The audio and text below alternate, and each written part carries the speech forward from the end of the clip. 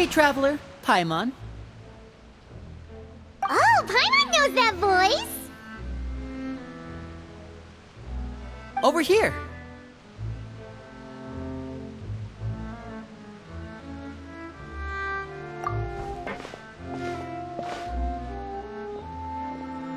To borrow one of the more popular turns of phrase at the moment, this appears to be quite the fated reunion. Running into you two out of the blue like this has really made my day. I certainly wasn't expecting it. You can say that again. What brings you to Poisson? Wait, Paimon's got it! You must be here for one of your magic shows, right? Actually, we've run into a bit of trouble on the home front, so Father arranged for us to stay in Poisson for the time being. Oh, are Lynette and Fremine here too? Yep, along with most of the other members of the House of the Hearth. You may have noticed Poisson seems a bit more crowded than usual. So you're saying nearly the entire organization has moved to Poisson? Sounds like you've run into way more than just a bit of trouble. What's really going on? Well... Since the two of you are so curious, perhaps I can fill in the gaps. You scared Paimon half to death! Father, you're here. You know... on second thought, maybe we don't need to know? It's all probably super confidential House of the Hearth stuff, right? We totally weren't trying to pry or anything. No need to be nervous. I could sense your genuine concern from your conversation just now. Of course, I can also understand your confusion. Sending so many Fatui here to Poisson, it's only natural that some might suspect an ulterior motive to be involved. I understand. I'm well aware you've had your fair share of confrontations with the Fatui in the past, and I can't exactly guarantee that we'll remain on good terms in the future.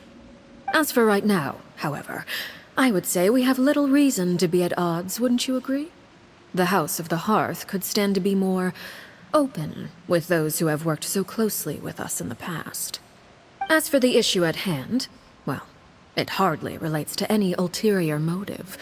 To be frank, it all stems from a certain rumor circulating around the House of the Hearth. It's an internal matter. What sort of rumor? A rumor that a certain phantom child is hiding away in the House of the Hearth. A phantom child? Ooh, just hearing the name is giving Paimon the creeps. A spirit that should have long ceased to exist is lurking in the shadows of the House of the Hearth. So I decided to bring the children to Poisson before continuing to investigate the situation. I expect I should be able to track down the spirit fairly quickly. After that, it's just a matter of resolving the situation, if you will. It shouldn't be much trouble at all. If you're curious, or if you still have some concerns, it might be advisable to stick around for a few days. I'm sure the children would be exceedingly pleased to welcome some visitors. Lenny, I'll leave you to entertain our guests. I have some matters to attend to. Of course, Father.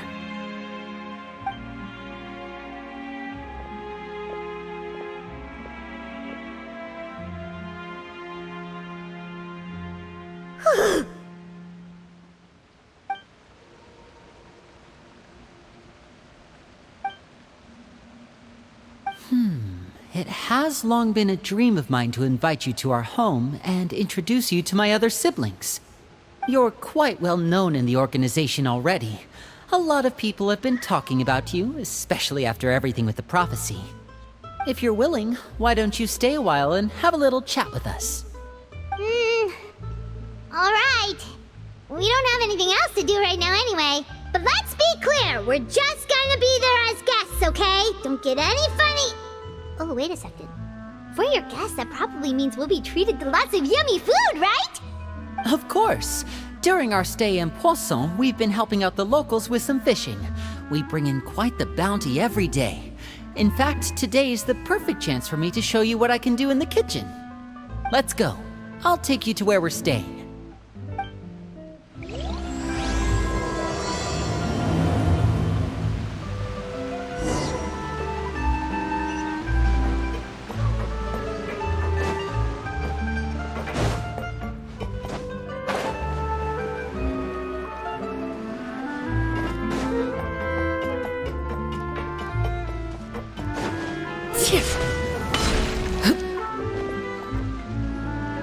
We rented this house from one of the locals to use as a temporary base. I'll come back later and tidy up a bit. After that, it should be all ready for you to stay in tonight. Awesome, thanks! So, where are we off to now? Well, when I happened to run into you two earlier, I was actually in the middle of distributing some supplies. With this many people staying in Poisson, we have to bring in outside supplies every now and then. I should probably make sure the rest of these provisions get delivered, otherwise people might start to get antsy. Okay, we'll come with! There are all sorts of rumors about your organization floating around out there. Paimon's not sure if she could even take a wild guess as to what's true and what's not. But now that we finally have the chance to see a day in the life of the house, we can take a good look at how you operate! Well, you're more than welcome to come along. Just follow me.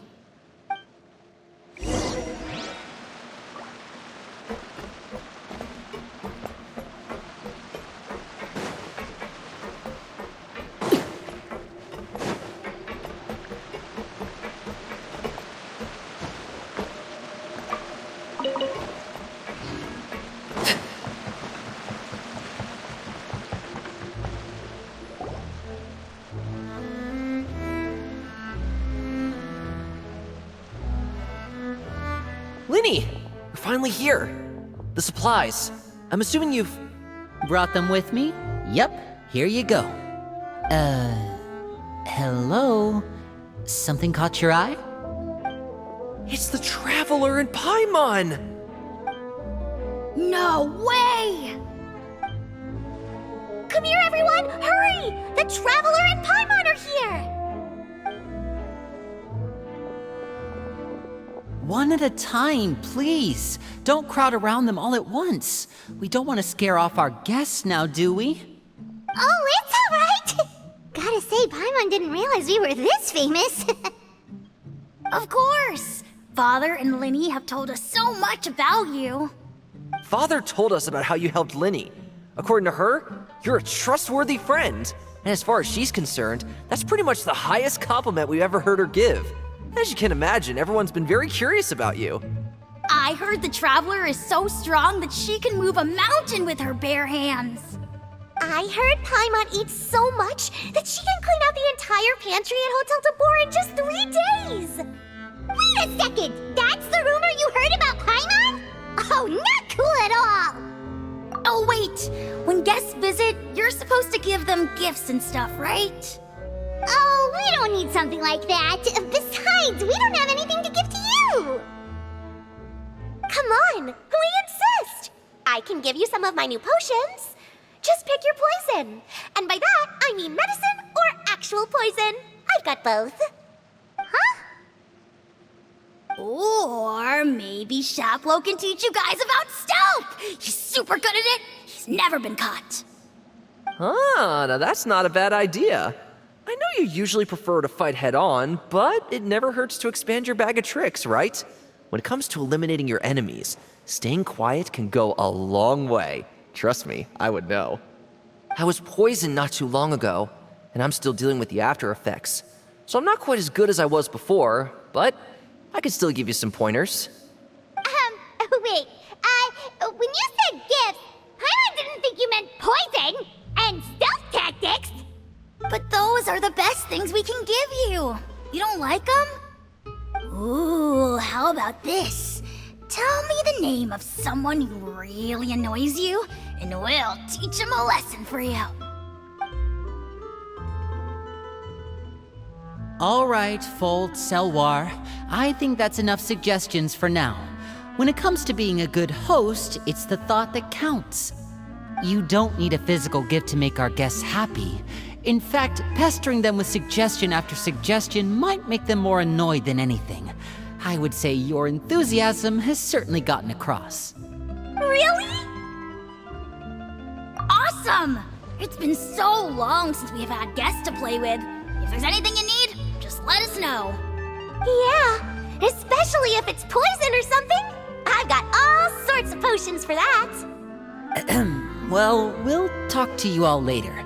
We've still got supplies to distribute. All right, see you later.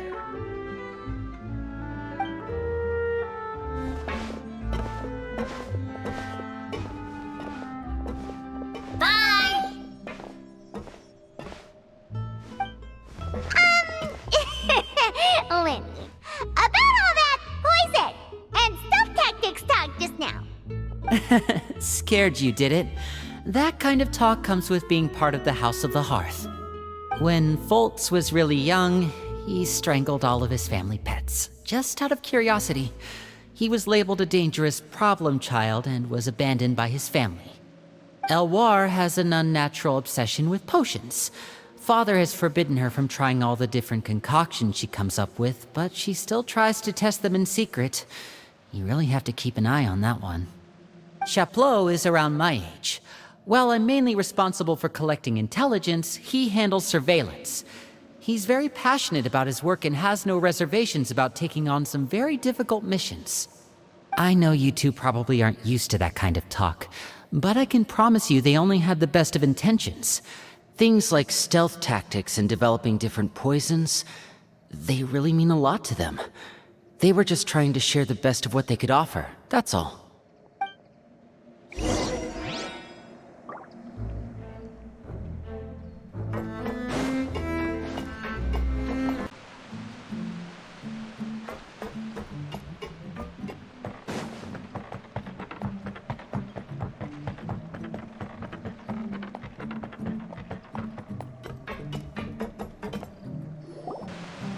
Filiol, supplies are here. Thanks.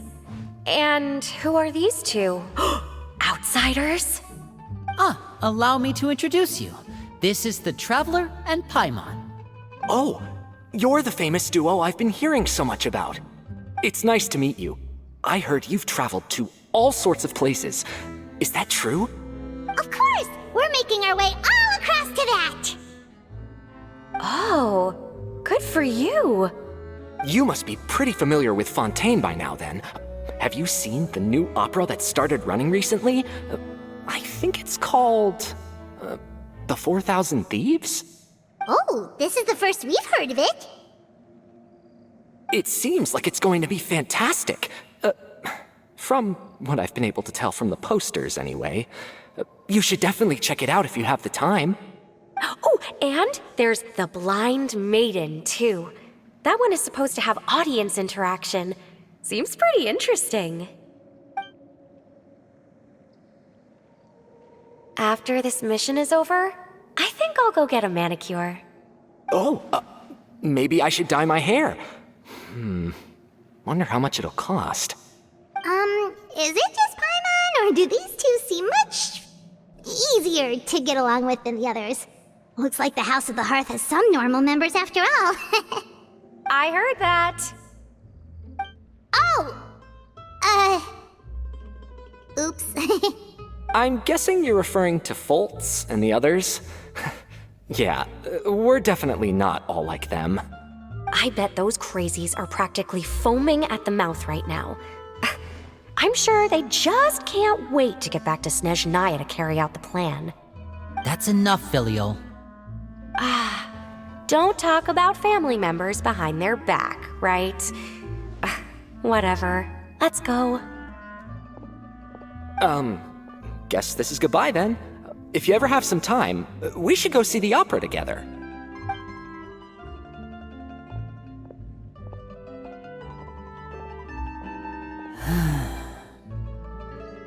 Well, that's it for the supplies. We should probably head back as well.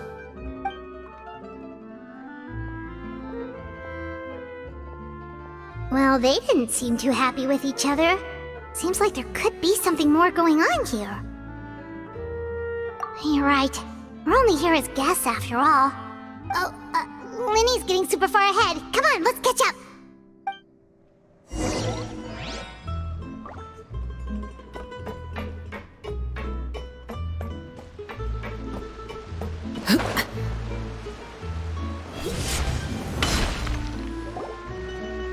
So, what do you think of the members you've met so far?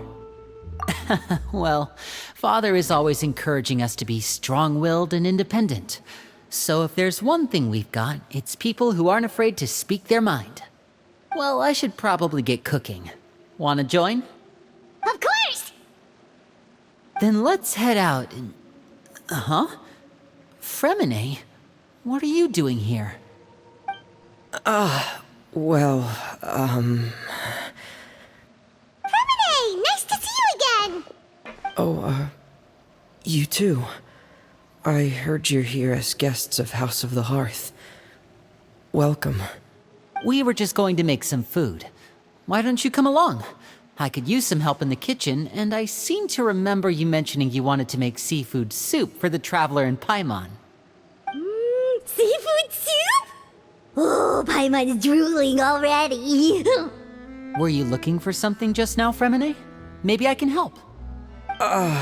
It's nothing. I just wanted to see if there were any extra supplies. Yeah, we've got some left over. What do you need? Some food and water, and some clean cloth, if possible. No problem. Give me a second here. Food, water... Wait a minute. What do you need all of those for? You're not on any missions as far as I'm aware, and you were just going to come eat with us. So what's this all about? I thought I'd grab an extra portion because I get hungry at night. Could be because I'm growing, you know? Fremine, you remember what I told you? You're not like me. Your lying skills still need some work. Tell me what's going on. Is it really bad enough that you have to keep it from your own brother? Maybe it'll be better if we gave them some space. This is the first time I've seen that kind of look on your face. Whatever happened, does it have something to do with Father? Yes. Just follow me.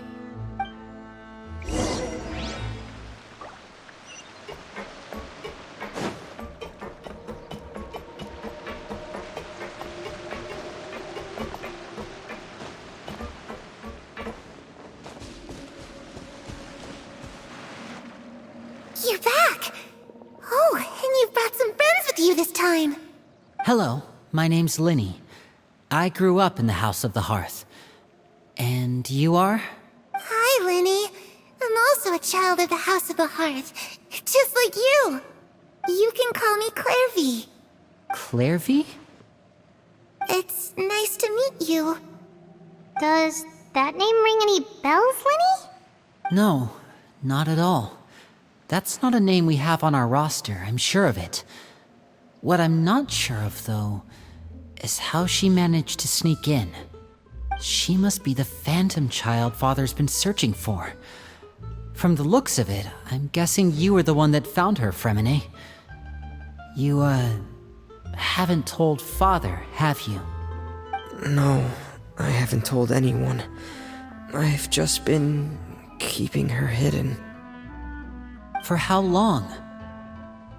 About half a month now. So ever since we got to Poisson, then, do you have any idea what you're doing? I know what I'm doing. Really? 'Cause from where I'm standing, it looks like you're hiding the very person Father has been trying to find. If Father finds out about this, everyone involved is going to be punished. You know the rules of the house, Fremine. I know you do. Father doesn't tolerate any form of betrayal. So why are you doing this? I've thought it through. And I just can't hand her over like that. Linny, don't you remember last year? Chaplot nearly died after getting poisoned during that one mission. He wasn't able to get back before the poison started taking effect, and not a single person was there to help him. That night, while I was sleeping, I heard a voice telling me to go save him. I opened my eyes, but I couldn't find the source of the voice. I thought maybe I was just hearing things, but I went to look for him anyway. Luckily, I got there with enough time to save his life. That feeling of being haunted, of hearing voices, it's happened many times in the House of the Hearth. I'm sure you've noticed. So what you're saying is, that was her? She was the one who spoke to you that night? Unless there are other spirits roaming around the House of the Hearth, I don't think there's any other possibility. If Clairvy were our enemy, It wouldn't matter whether she was a spirit or an actual child. I would have acted without a second thought, because that's what Father ordered us to do. But she's been living with us, helping us from the shadows all this time. I think that makes her family. I couldn't just hand her over to be dealt with. Not when there's so much we still don't know. So what's your plan then? You can't keep her here forever. Someone is bound to find out eventually. I haven't thought that far yet. I don't want to disobey an order from Father, but I also don't want to put Clairvy in danger. Come with me. There are a couple things I'd like to say to you in private.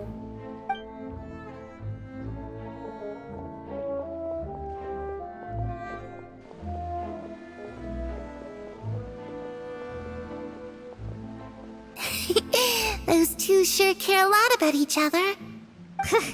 Well, they got a funny way of showing it. From where Paimon was floating, it sure seemed like they were about to bite each other's heads off. No way! They have a really deep bond. I could tell right away, 'cause I also have a friend like that. I just don't know how long that kind of bond can last.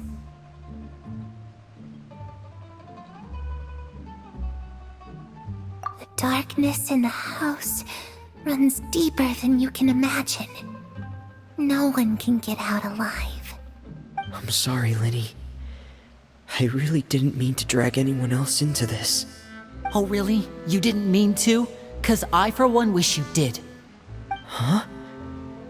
What do you mean? You know, when we were younger, you didn't call me Linny. You called me brother, just like Lynette. We grew up together, the three of us. We were all orphans, all rescued by Father. Of all the siblings in the House of the Hearth, I think our bond was the closest. Later on, when you started calling me Linny, I wasn't actually surprised. After all, Lynette and I are related by blood.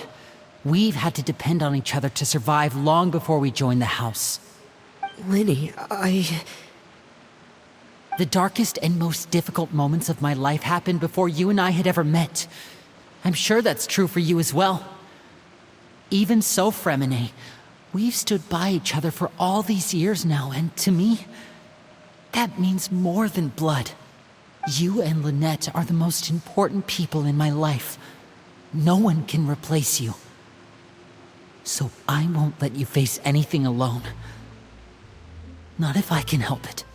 Oh, looks like things are getting kinda heated between Linny and Fremine. Maybe we should go check on them. Oh, it's raining. I should put my clothes away.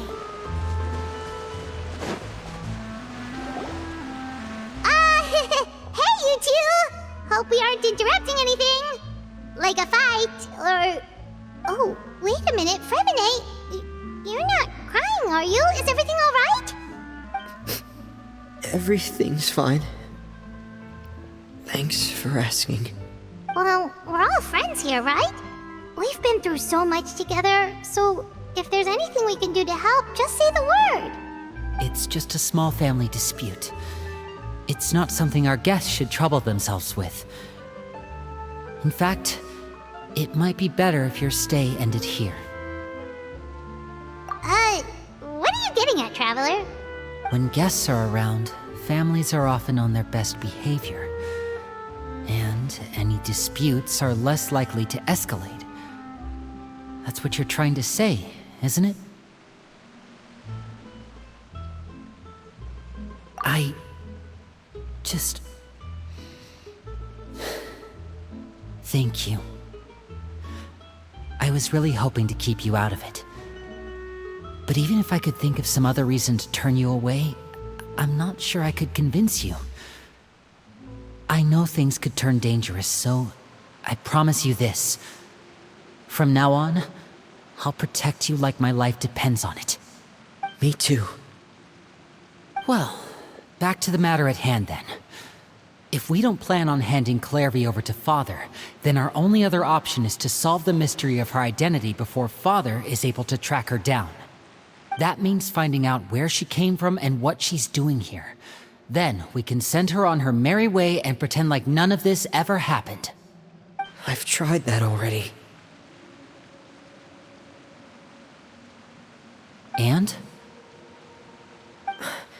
And... nothing. I tried taking her somewhere really far away, but... after some time, she just reappeared. She even came with us all the way to Poisson. It seems like wherever the house is, she follows. I don't know much about spirits. Do you two have any ideas? Let's see here. Paimon remembers hearing something like, if you fulfill a spirit's last wish before they die, they'll let go of whatever's keeping them here and return to the ley lines. Oh, it's just that Paimon doesn't really remember where she heard that, so it's not guaranteed to work or anything. Well, sounds like it's worth a shot. Guess that means we should go ask her about her wish. But first, Fremine, I need you to promise me something. What is it? I need you to promise me that this will stay between the two of us. We're the masterminds behind this whole thing. No one else gets involved. Can you do that for me? Of course. I promise. All right. Then let's seal the promise just like when we were kids. Fist bump on 3. Ready? 1, 2, 3. I swear.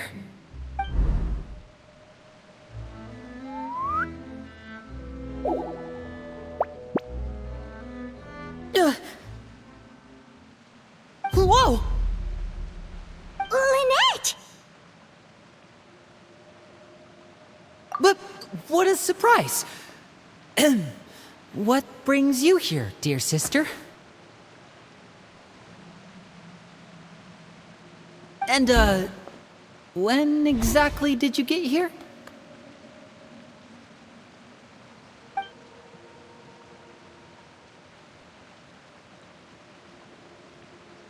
You're an idiot, brother. And you too, Fremine.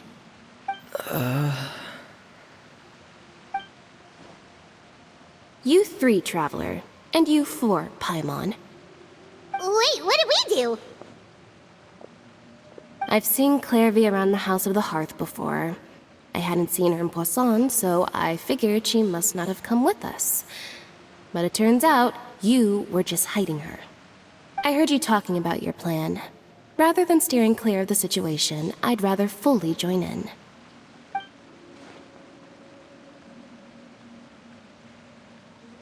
If you don't agree, I'll have no choice but to report everything back to Father. Simple as that. You're not giving us much wiggle room here, Lynette. Well, I guess we're all in this together then. After we talk to Clairvy, we'll figure out our next move. There's no time to lose. Let's go.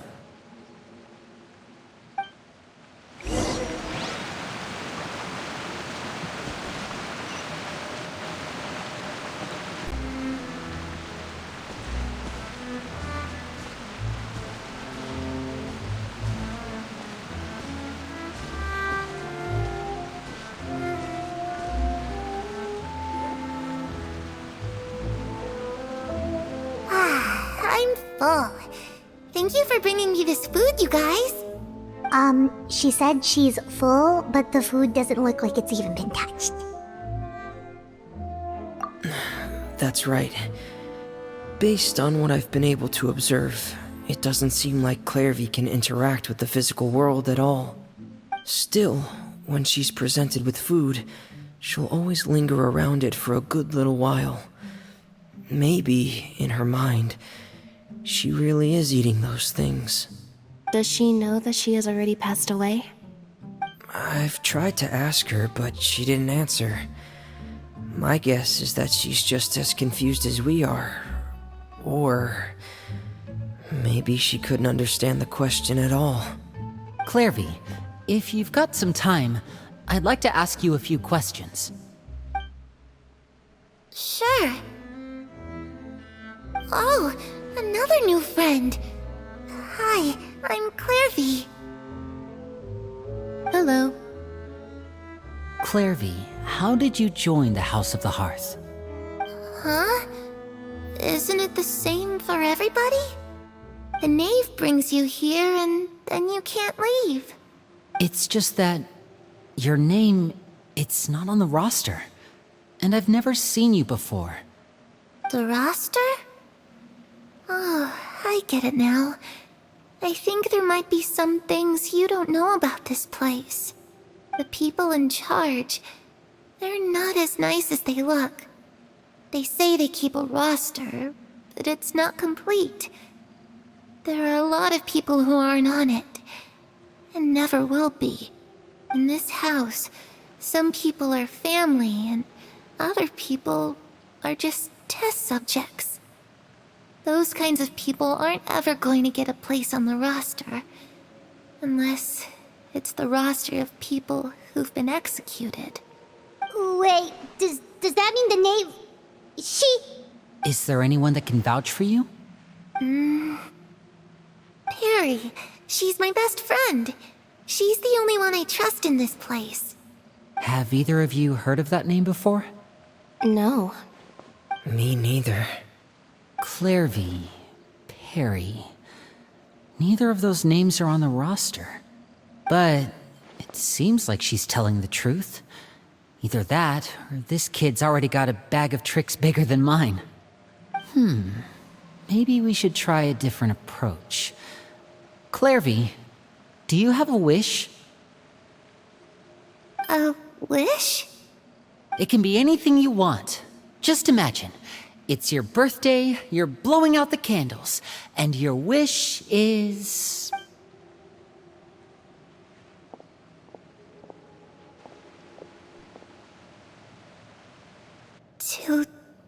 To go outside, where the sun can find me. That's... it? Well, that sounds easy enough.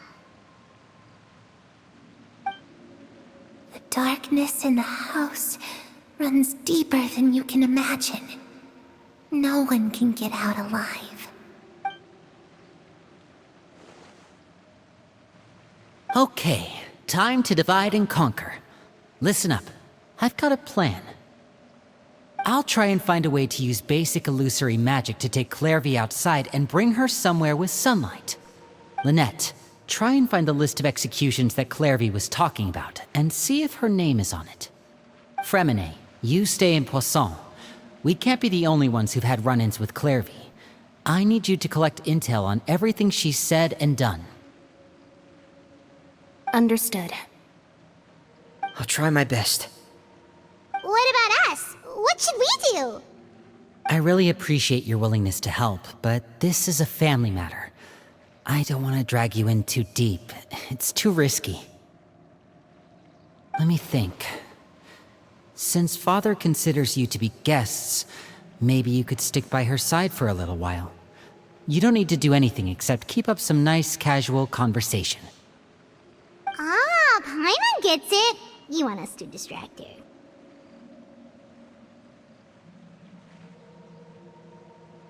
I'll give you a magic bird. If Father suspects something, all you need to do is release it when she's not looking, and it'll alert me that something's wrong. Of course, that's only as a last resort. If Father doesn't seem to notice us, there's no need to make contact. We'll reconvene here tonight after all's said and done. If the worst-case scenario happens and we're discovered, just tell Father everything. We're not going to let our guests get punished for our own actions. That's where we draw the line. You too. Okay, this is where we part. Father should be at the beach nearby.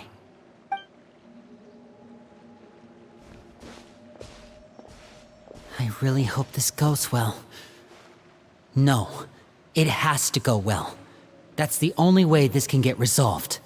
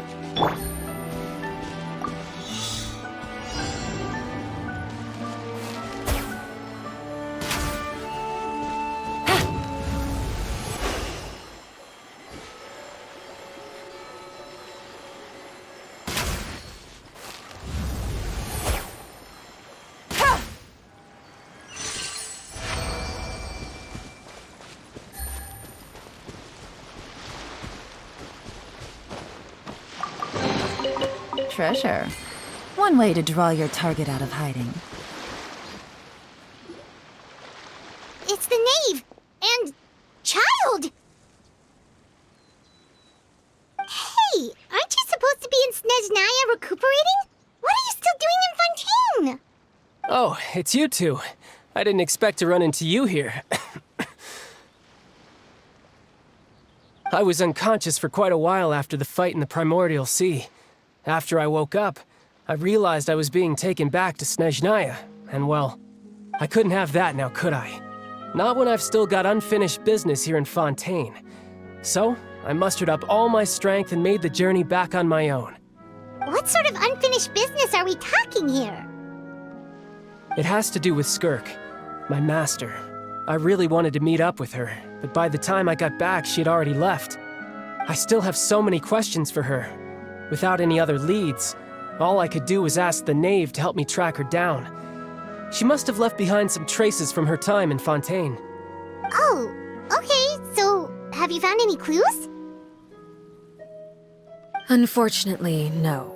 While the House of the Hearth is adept at collecting all manner of intelligence, certain existences can still manage to escape our purview. Basically, unless Master feels there's a need to meet with me, she's not going to be found. But that problem has an easy fix. I just need to become stronger, and then... Paimon thinks you should focus on getting better first. The worst of it is over. It's all thanks to that one kid from the House of the Hearth. Elwar, I think her name was. She gave me a bunch of random potions to drink. They didn't go down easy, let me tell you. Pain and chills all over. But they really did help speed up my recovery. And that's good, because it looks like I really do have to head back this time. The old man's been putting the pressure on me. He sent someone to tell me I'm needed for some sort of project. Project Stuja? Yeah, that's the one. I heard Regrator's involved too. I'm not looking forward to having to listen to all his monologuing, that's for sure. Hey, maybe you could think of a way for me to stay in Fontaine for a little longer. Helping Linny and the others brush up on their fighting skills would be far more interesting. If you and I could spar, that would be even better. I've been waiting for a chance to see you go all out. And what a sweet little daydream that is. But I also have a role to play in all this. I'll be leaving Fontaine shortly as well. Besides, considering how little they see fit to step outside the homeland, being called on to return to Snezhnaya by such illustrious dignitaries, what a great honor. Wouldn't you agree? One I could do without, I'd say. Is it just Paimon? Or does it kind of seem like they're... So, dear guests of the House of the Hearth, to what do I owe the visit? Well, we just... Right! We're super close to Linny and the others, but we still don't know much about you! Is that so? Introductions have already been made, have they not? Oh, well, you see? There's only so much you can learn about someone from a short introduction. At least tell us something a little extra, like... Why do you call yourself father? Good question. I'd also like to know. The fact that you have to ask tells me our intelligence work has been quite successful. Telling you the answer to that question would only serve to undermine that success. And we can't have that, now can we? Spoken like a true diplomat. That was some expert sidestepping right there. Well, if there's nothing else, I think I'll take my leave. I still have a small matter to resolve at home. Wait, don't go!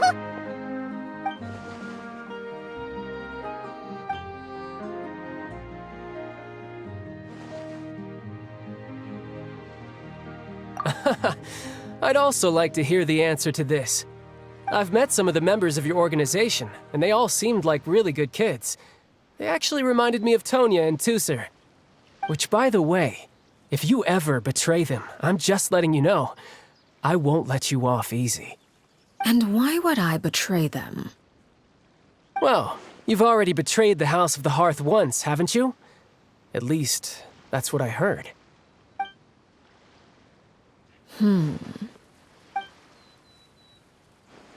Okay, I admit. That's just what the old man told me. The rooster, I mean.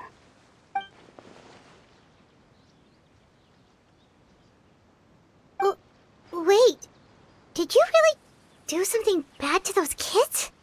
Never mind what I've done. I'm more curious as to what the mighty rooster had to say. Care to enlighten me? Well, nothing much. Just some stuff about you taking out many other members of the House of the Hearth, and even going so far to attack your own family. I see. Based on your reaction, I'm guessing it's all a bunch of lies. Hardly. I don't appreciate his particular turns of phrase, but I suppose he didn't say anything untrue. Although, it would be more accurate to say that there is a certain level of prejudice involved, but I don't intend to clear that up just yet. Prejudice has a funny way of concealing the real truth behind certain things, an attribute that I find to be quite advantageous. Call yourself a Fontainian, for example, and people will assume all sorts of things, when the real truth is that this is simply the land where I was raised. Huh? You're not actually from Fontaine? But then why did you try to help out with the prophecy and everything? I was trying to protect the children born in Fontaine. Claiming that I myself was a Fontainian simply made it easier to operate.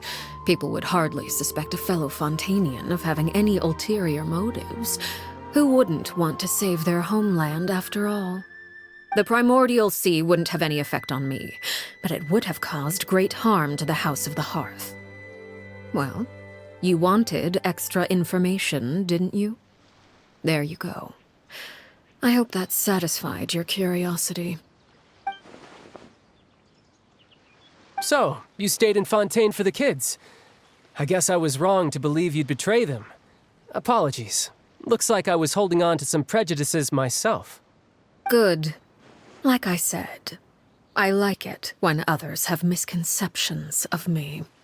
Actually, while I was recuperating at the House of the Hearth, there was something else that really caught my attention. I heard that members always resolve disputes and arguments with a friendly spar, and the loser has to back down. Seems pretty cool if you ask me. Would also give them plenty of opportunities to hone their skills. Well, that's only a recent development. In the past, such spars weren't nearly so friendly. The losing party would lose everything, including their life. They were that high stakes? Whew, at least that's not a thing anymore. Well, the current atmosphere's not half bad. I'm a bit jealous, actually. You've got so many family members around you, and you even get to live with them.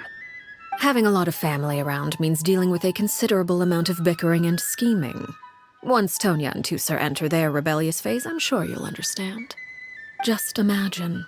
Tusser becomes obsessed with plucking out strands from the rooster's mustache, or Tonya decides to dye her hair 42 different colors.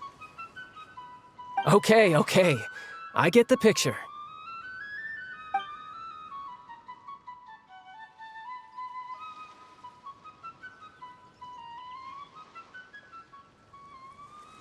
Well, would you look at the time? I should probably get going. Traveler, Paimon, I'm not sure where our paths will cross next, but the next time we run into each other, we should definitely try and find some time to spar. Again, maybe this is a conversation we can have when you look less like you're gonna keel over. All right. Well, thanks for everything, Arlecchino. No thanks necessary. You also played a part in obtaining the Gnosis. I would say we can call ourselves even. I like the sound of that. Well, I'm off. See you all some other time. We should probably get going too. Do you want to head back with us? Oh? You want me to leave so soon? Oh, well, you see, I'm rather enjoying the evening breeze. If you don't mind, I think I'll stick around for a bit. I have some things to think about. Apologies for not attending to you like a proper host. Please forgive this slight. I do hope you'll have a pleasant stay. We managed to keep her distracted until nightfall. Good thing Child was there to keep the conversation going.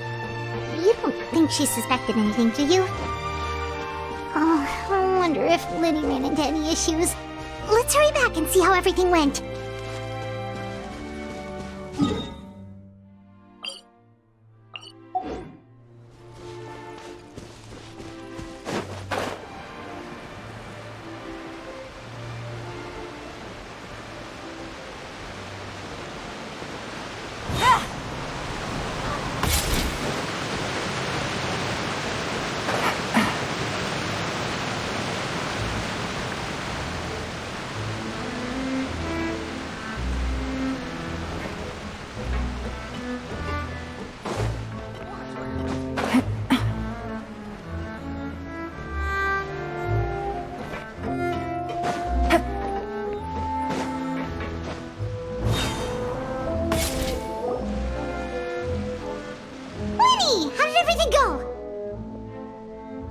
Well, long story short, we ran into a small issue. Clairvy can't go into the sunlight. Everything was fine at first. She followed me up to the surface just like I told her.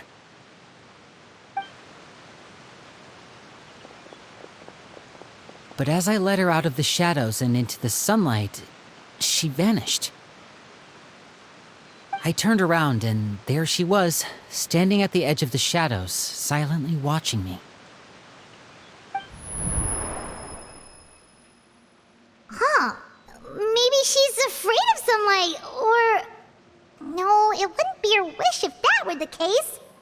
Well, we could always try pushing her into it. Oh, true. I've pretty much tried it all already. Nothing worked. Eventually, the sun went down, so all I could do was bring her back here. How did it go with you, Lynette? Good. I've got the list. It's right here. Really? Well, what are we waiting for? Let's take a look!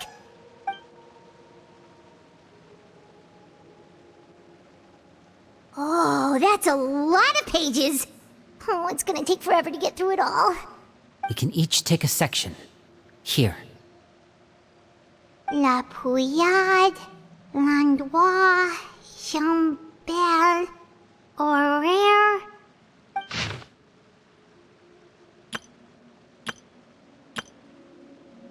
Oh, yikes. That Horaire guy has a huge scar on his face. He's kinda giving Paimon the creeps. Ah, I've met him before. The scar is from an injury he received during a mission. I still remember him joking with me about it. He said any future lover would take one look at him and then lose all interest. Did he say anything else? Well, I asked if there was someone he was interested in. He said no, and that's where our conversation ended. It was only later that I learned he really did have someone he liked. He risked everything to escape so he could be with her, but it didn't work. One day, Father asked to see him, and, well, I never saw him again after that. Wait, so that means the Knave, she... It may seem cruel, but it's just one of the rules of the house. Betrayal is not to be taken lightly. We know too many secrets to come and go as we please. So, if you do try to leave, you pay with your life.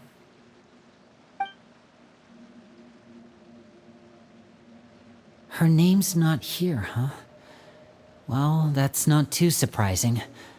It doesn't seem like this list is complete. It only contains records dating back around 5 years. Let's shift our attention then. Fremine, were you able to find anything out? Fremine. Sorry. I was thinking about something. I managed to talk to quite a few people, but I couldn't help but notice that the atmosphere in the house was a little... strange. Strange? Yeah, I mean, I know there have been arguments in the past, times when people haven't gotten along. Chaplot and Filiol are a good example of that. Oh, Oh, those are two of the people that we met while delivering supplies. Paimon can see how they might not get along. They had very different vibes, and their, interests seem to be pretty different as well. That's to be expected, actually. Father brought us all here, shared her knowledge with us, taught us how to fight. That's one thing we all share. But that's also where the similarities end. Not all of us feel the same desire to stay here. As members of the House of the Hearth, we're also considered part of the Fatui. And to a lot of people, that's an identity they never asked for. Certain members get older and realize they want something else for themselves. But considering the rules of the House, most people would never say that out loud. People like Chaplot and Foltz are loyal to Father and her vision. They're proud to be part of the Fatui. Filial and Nantoy, on the other hand, well, they aren't quite as enthusiastic. These kinds of conflicts have always been there. It's not like Father is in the dark about any of this. Well, that's true. But it just feels like things have gotten worse lately. Filial and the others, it seemed like they were meeting in secret to talk about something.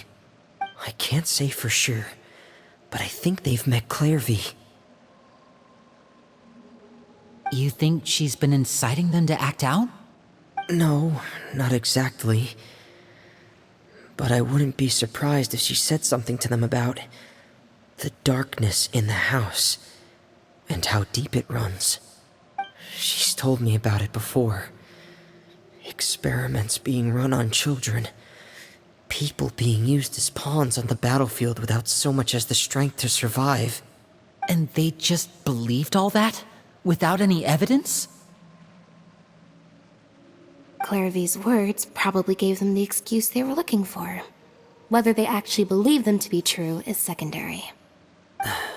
This is all because of Project Stuja, isn't it?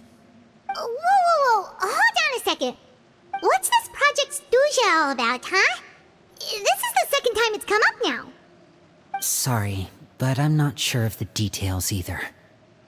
I only know what Father has told us, which is that it's something the Rooster and Regrader have been working on together. Apparently, it has to do with the Fatui's strategic plan for the future. Because the House of the Hearth was so successful in obtaining the Gnosis, we now have the honor of playing a key role in Project Stuja.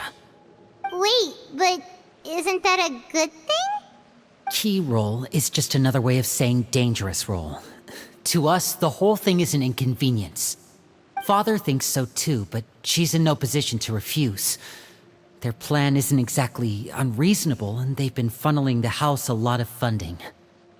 It's just that we'll lose a lot of members in the process.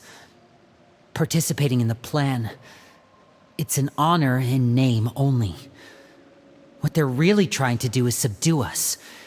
The existence of an intelligence organization outside their control makes them feel uneasy.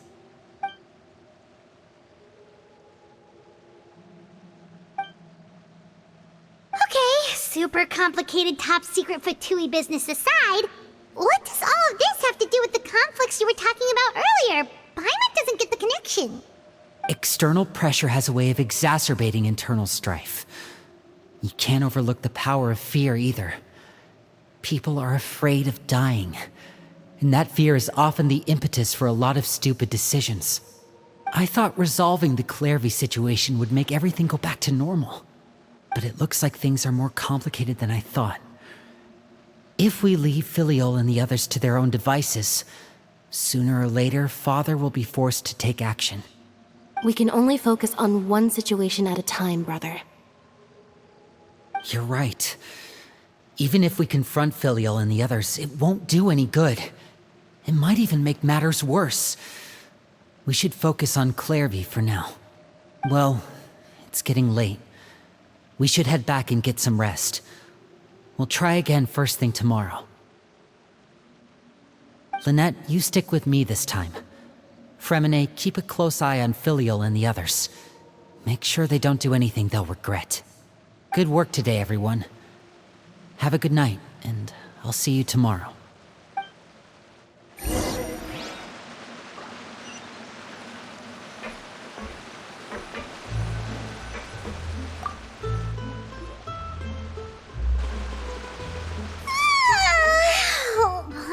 always looking forward to an early night, but she can't sleep at all. Hey, you don't think the Knave will be too angry with Linny and everyone if she finds out about all this, do you? She's even scary when she smiles. If she were to actually get angry... Ooh, you have to protect Paimon if that happens, okay, Traveler? Oh, well, in that case, we should just plan on running away. We'll grab Linny and the others and we can make a break for it as fast as we can. Look! Look over there! Quick! Let's catch up with her before anyone sees!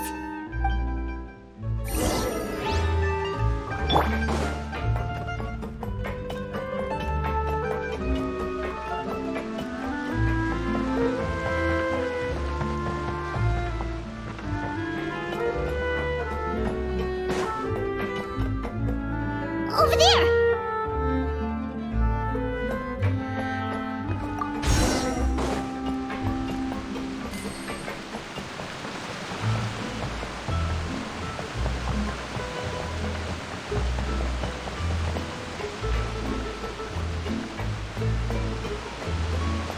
Oh, where is she going?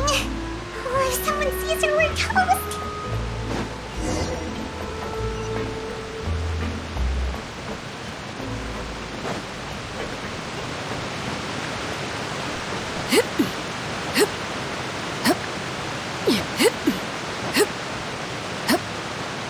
Oh, look! She stopped!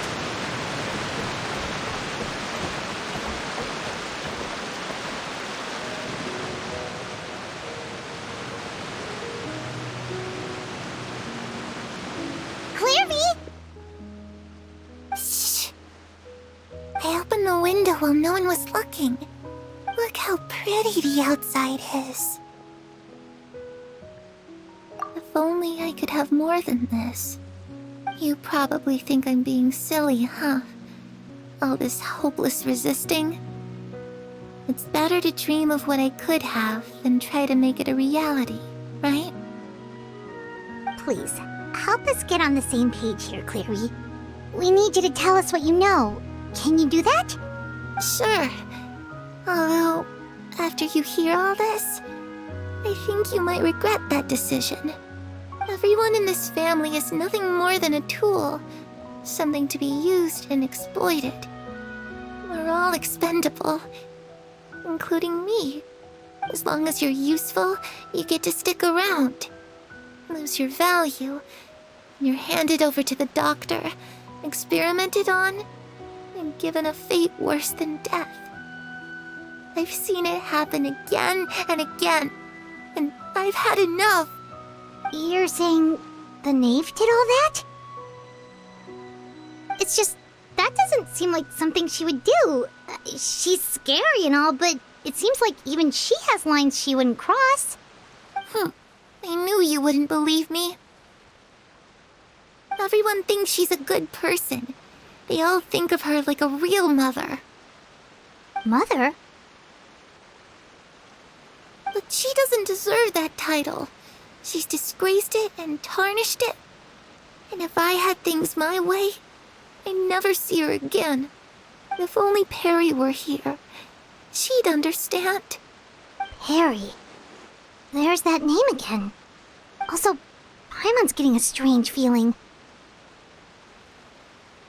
It almost feels like she's not really here with us. Paimon can't tell if she's actually talking to us or if she's mistaken us for someone else.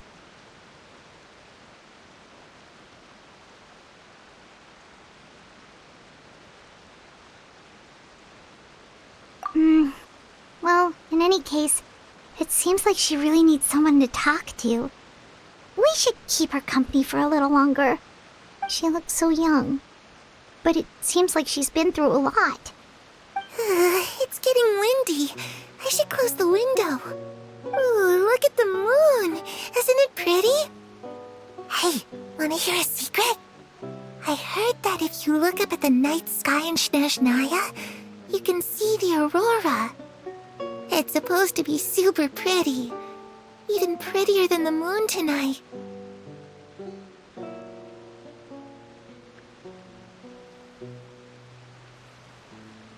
Perry and I promised each other that once we're older, we're gonna go see it together. But I can't find her. I'm worried she's also been... No, that wouldn't happen to her. She's special. Mother likes her a lot. We should really go talk to Mother, but we just fought.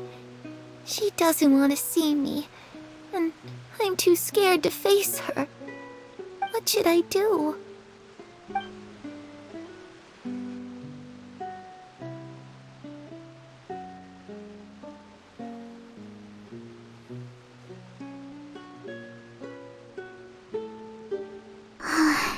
Paimon really doesn't understand what's going on with her.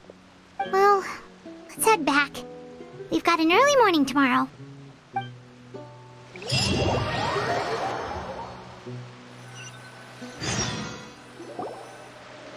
All right, looks like we're all here. Let's go ahead with the plan.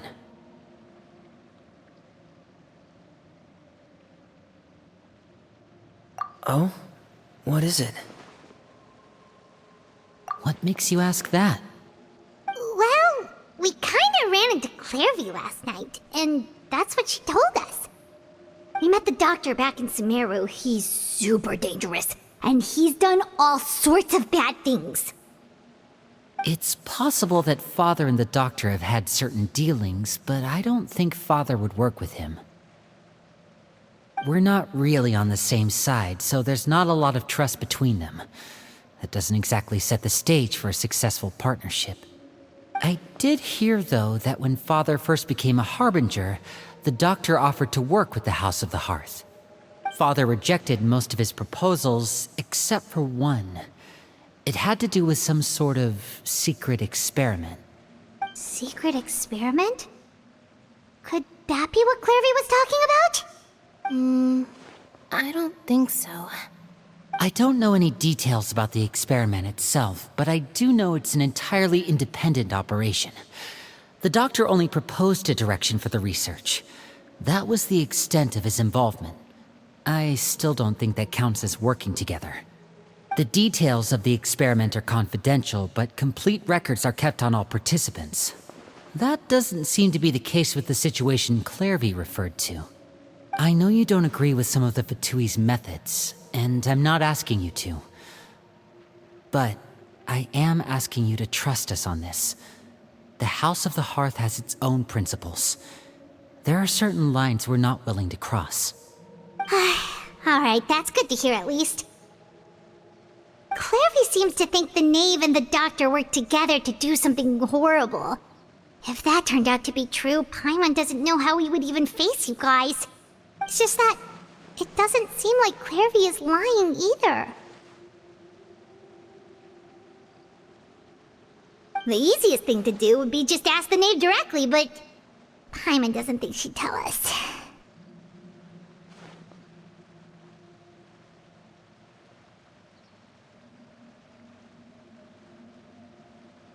Father didn't come back last night. She's probably still near the shore. We'll be counting on you to distract her. Lynette, you're with me. Fremine, you know what to do. Be on your guard, everyone. All right, let's get to it.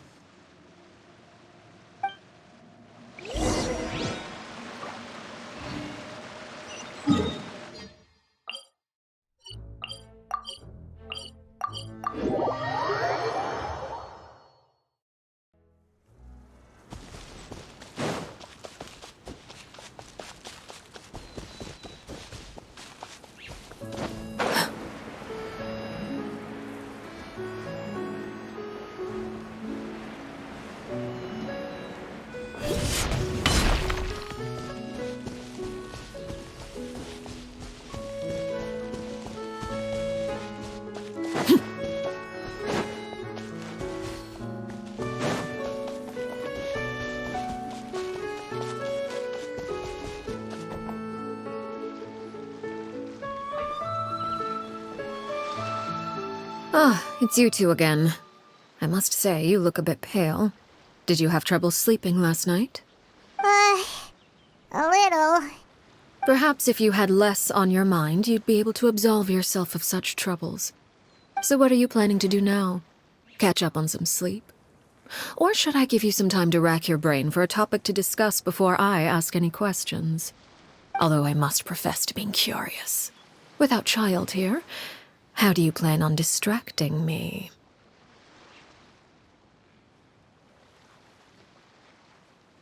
Us? Distract you? A good one. But no, we were just here for a chat. Looks like you could have used some extra time to think. No matter. If you don't have any other plans, why don't you accompany me somewhere? Don't worry. I'll be sure to steer clear of any scheming children. The ocean breeze is sure nice today.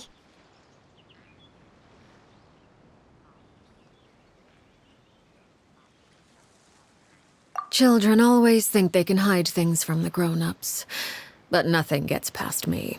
Least of all a little scheming. I think I'll let them have at it for a little longer. I can be very patient. Well, I'll leave you to think things over. If you're so inclined, meet me outside the Palais Mermonia. Good things come to children who do as they're told. So I do hope you decide to tag along. If only for your friends' sakes. What should we do? She clearly knows about everything we've been doing, and Paimon doesn't think it'd be a stretch to say she was threatening us just now.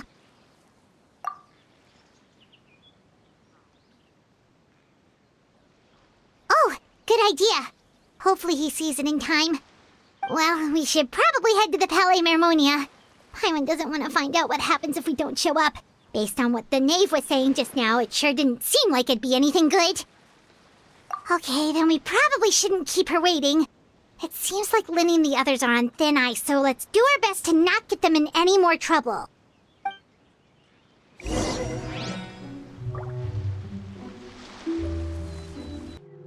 Seeing as we still have some time before my meeting, we might as well enjoy some pleasant conversation while we wait. I'm glad to see you get along with my children. Being surrounded by good companions is necessary for a child's development. You're not planning on doing anything to them, are you? I assume you're referring to Lenny, Lynette, and Fremine. Although, there's that situation with Filial and Nentoy as well. It appears quite a few people have been acting out lately. No matter. I'm not one to discriminate. All those who betray the house meet the same fate. There are no exceptions. Does that mean you're going to kill them? Oh, are you here to beg for their lives? I'm sorry to disappoint, but the rules of the house change for no one. In my organization, everyone is responsible for their own actions. But don't you care about them at all? They really respect you. They even call you father. You must feel something for them. Any organization in which feelings come before principles is one destined for ruin. The House of the Hearth is hardly an exception. You could say our principles are more stringent than most. Perhaps I can offer you this consolation at least. As our guests, you two will not be held accountable along with them. I would imagine Linny, Lynette, and Fremine will be able to keep their lives. As for Filial, Nentoy, and the others, I'm afraid there's little I can do. They can try to escape, but once you know our secrets, there's no getting out alive. But that's awful. Ah, you seem concerned. Out of consideration for my guests, I suppose I could turn a blind eye for a little longer. If Linny and the others manage to dispose of Clairvy in the meantime, all evidence of their wrongdoing will be lost. In that case, I could hardly punish them for something I couldn't prove. If their efforts are unsuccessful, on the other hand, all will be held accountable, and the punishment will be severe. Of course. Oh, and here, I believe this belongs to you. Do try and keep better track of it next time. It takes a considerable amount of time to train a bird like this. It would be such a pity if you were to lose it. Permanently. Wait, where did you get that?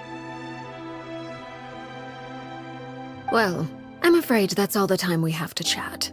Now, for the matter at hand. I asked you to meet me here because I have business at the Palais Mermonia. It has nothing to do with you, but I think it would be prudent for you to stick by my side for the time being. There will always be time later to run off and tell Linny what you've learned.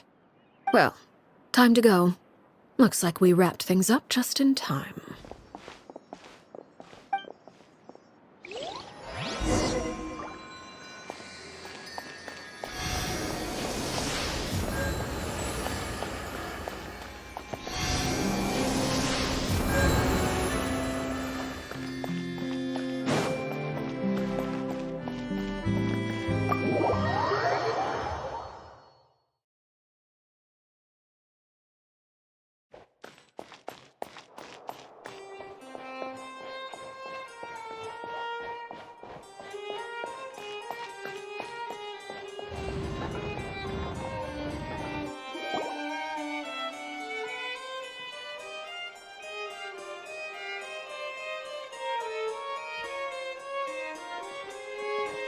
It's been a while, Monsieur Neuvillette.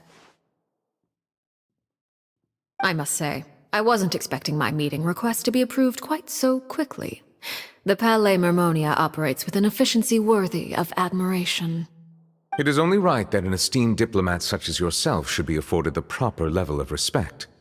Although, if I may speak plainly, I must confess that I did not anticipate we would have the occasion to meet again after presenting you with the Gnosis. I see you've brought the Traveler and Paimon with you as well. If I may inquire as to the purpose of your visit. I'll be departing Fontaine shortly. There is, however, an outstanding matter that I would like to see resolved before I go. It requires a rather lengthy explanation, I'm afraid. So I took the liberty of explaining everything in this proposal. Please review it at your leisure, Monsieur Neuvillette.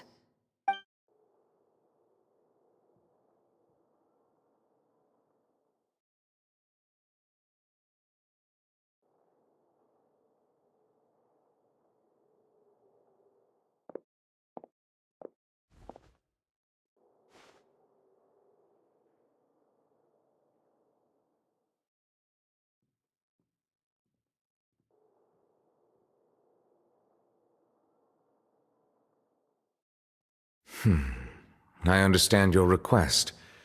However, at the risk of causing offense, I must admit that I fail to see why you would wish for such a thing. I heard you have a certain fondness for water tasting, Monsieur Neuvillette, so allow me to use water as an analogy. A family is like a large body of water with countless rivers flowing in and out. As someone who watches over this system, I would hope that each river that flows from the source will eventually reach the ocean. Of course, objectively speaking, I know this is impossible. Most of the rivers will dry up along the way, disappearing into the ground and leaving nothing but a barren riverbed behind.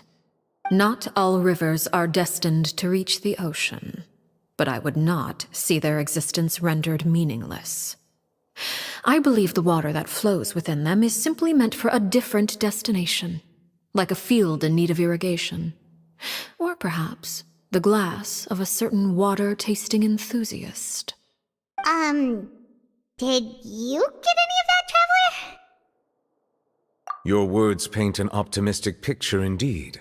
Allow me to remind you, however, few among us are willing to sip from a glass filled with tainted water. It may have been tainted at one point in time, but not to worry. I'll make sure it's drained of all impurities and returned to its cleanest form.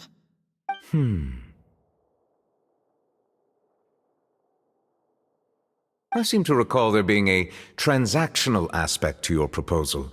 Perhaps you could expound on that? If you accept my proposal, Monsieur Neuvillette, I will gradually withdraw my forces from Fontaine. And, unless absolutely necessary, I will no longer carry out any special missions within Fontaine. I presume I can take your words to mean that, in the future, cases similar to the Tartuffe assassination will cease to cross my desk? Tartuffe? Ah, that thief who embezzled funds from all those charities, you mean? My deepest condolences to his family, but without any evidence, I cannot imagine how the House of the Hearth might have been involved in his passing. Of course, if you accept my proposal, Monsieur Neuvillette, I'm sure certain measures could be taken to reduce the frequency of such troubles. You choose your words carefully indeed. In that case, I am inclined to accept your proposal. My thanks for your generosity, Monsieur Neuvillette.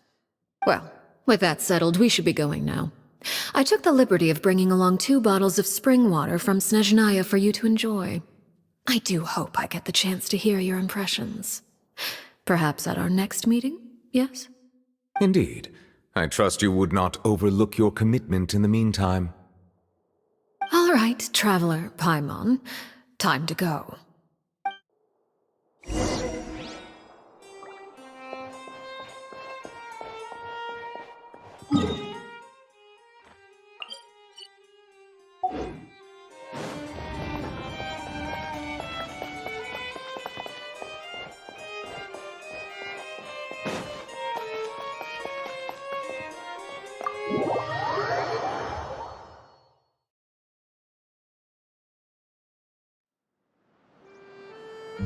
So, what exactly were you talking about back there?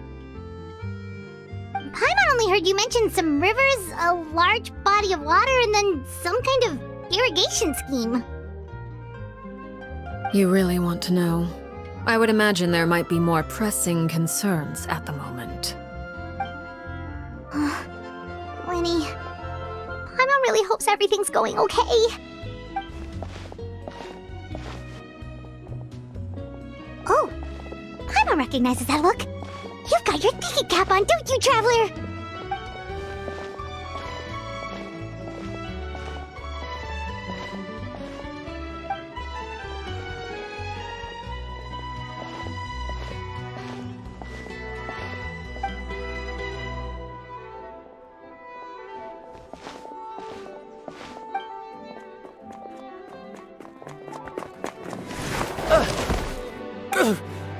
Oh, shoot. Are you alright? Oh, jeez, I'm so sorry. I was so focused on selling these papers, I wasn't looking where I was going. Well, let me make it up to you at least. Here, take this paper. On the house. Oh, you don't have to give us anything. Please, I want to. It's not like I'm short on supply. All the extras will be useless come tomorrow anyway. It's my fault, really. I was just trying to bring home some extra mora for the family, but I bit off more than I can chew. I haven't had many takers today, so I'm still swimming in papers. What's going on here? Nothing much. I just ran into your friend here on accident. I should probably get going, actually, so... Hold on. Of course, I'm happy to compensate you with mora, it's just... I don't have any on me at the moment. I'll take 3 papers. Here. Your payment. Oh! Thank you for your patronage. May the Archons bless you with good fortune. If only I had the chance to run into such generous customers every day. I should probably just take on a smaller inventory though, right? I'm getting married soon, so sometimes it's hard to not get ahead of myself. Anyway, I should head out. Goodbye! Well, now that my affairs are settled, we should take the boat back to Poisson. We've even acquired some light reading to enjoy along the way. Actually, why don't we stick around for a little longer? Paimon just realized how hungry she is. She can't head back to Poisson on an empty stomach. It appears you two are under the impression that delaying our return will somehow alter the situation in your favor. I'm sorry to ruin your fantasy, but your efforts are meaningless. That being said, I could be persuaded to give Lyney some extra time. I just have one condition. If you agree to my request, I'll even answer some of your questions. You're quite curious about Clairvy, are you not? And my relationship to her. Wait, why are you being so generous all of a sudden? You're not gonna ask us to do something bad, are you? You overestimate yourself. You don't have the talent for bad things. Then what can you possibly... The most important consideration in a negotiation is that both sides receive something they want. Demands and threats only get you so far. Wonderful. Here it is. When the time comes, make the choice that you deem most appropriate in the situation, and lend your help to the House of the Hearth. Okay. Sounds normal enough. But what do you mean, when the time comes? When is that supposed to be? That is for you to decide. Then we have a deal. Follow me.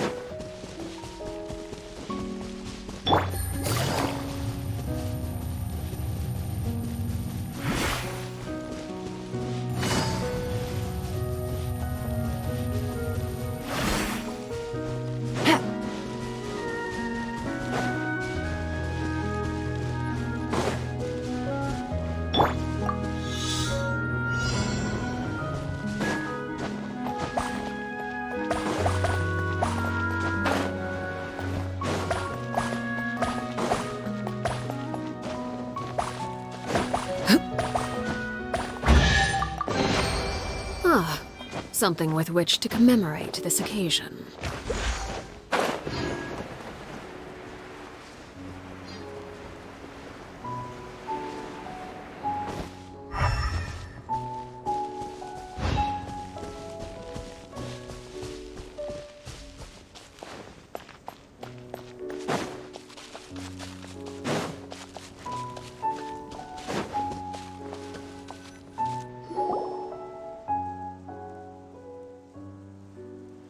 What is this place?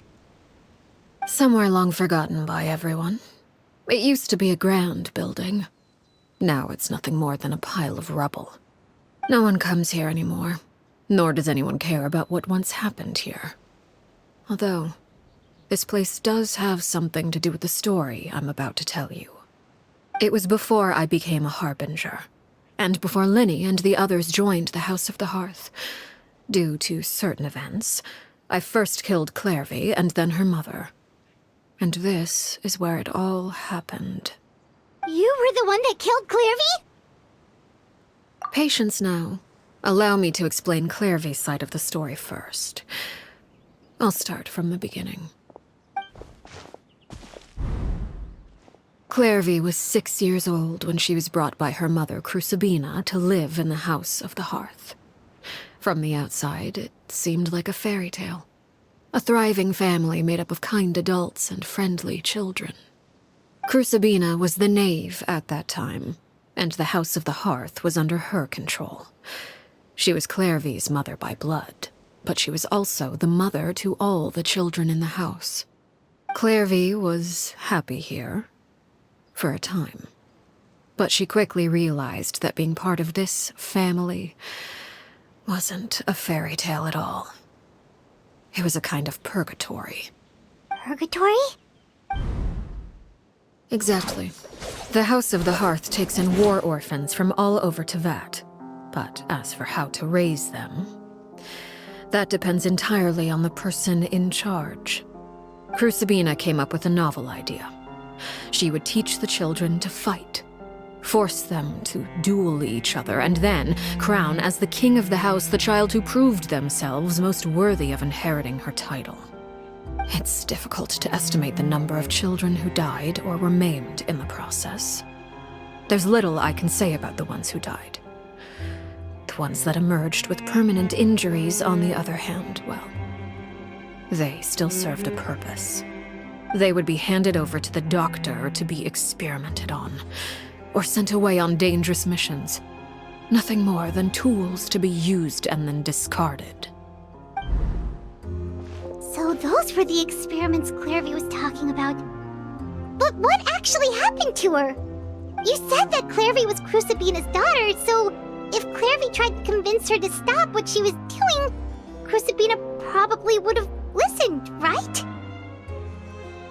Despite being Clairvy's mother, Crucibina cared little for her daughter. She forced Clairvy to join the House of the Hearth only as a means to demonstrate her own impartiality as a mother, to prove that she treated all her children equally. Clairvy did try to convince her mother to change her ways, but it was to no avail. After her efforts failed, the only other option was to rise up and try to fight back. Unfortunately, the other children had already been thoroughly indoctrinated into the illusion of happiness Crucibina had created. Of course, there was one exception. Someone Clairvy's age who knew the truth about the House of the Hearth. Her name was Peruere. Wait, the friend that Clairvy mentioned? Friend, huh?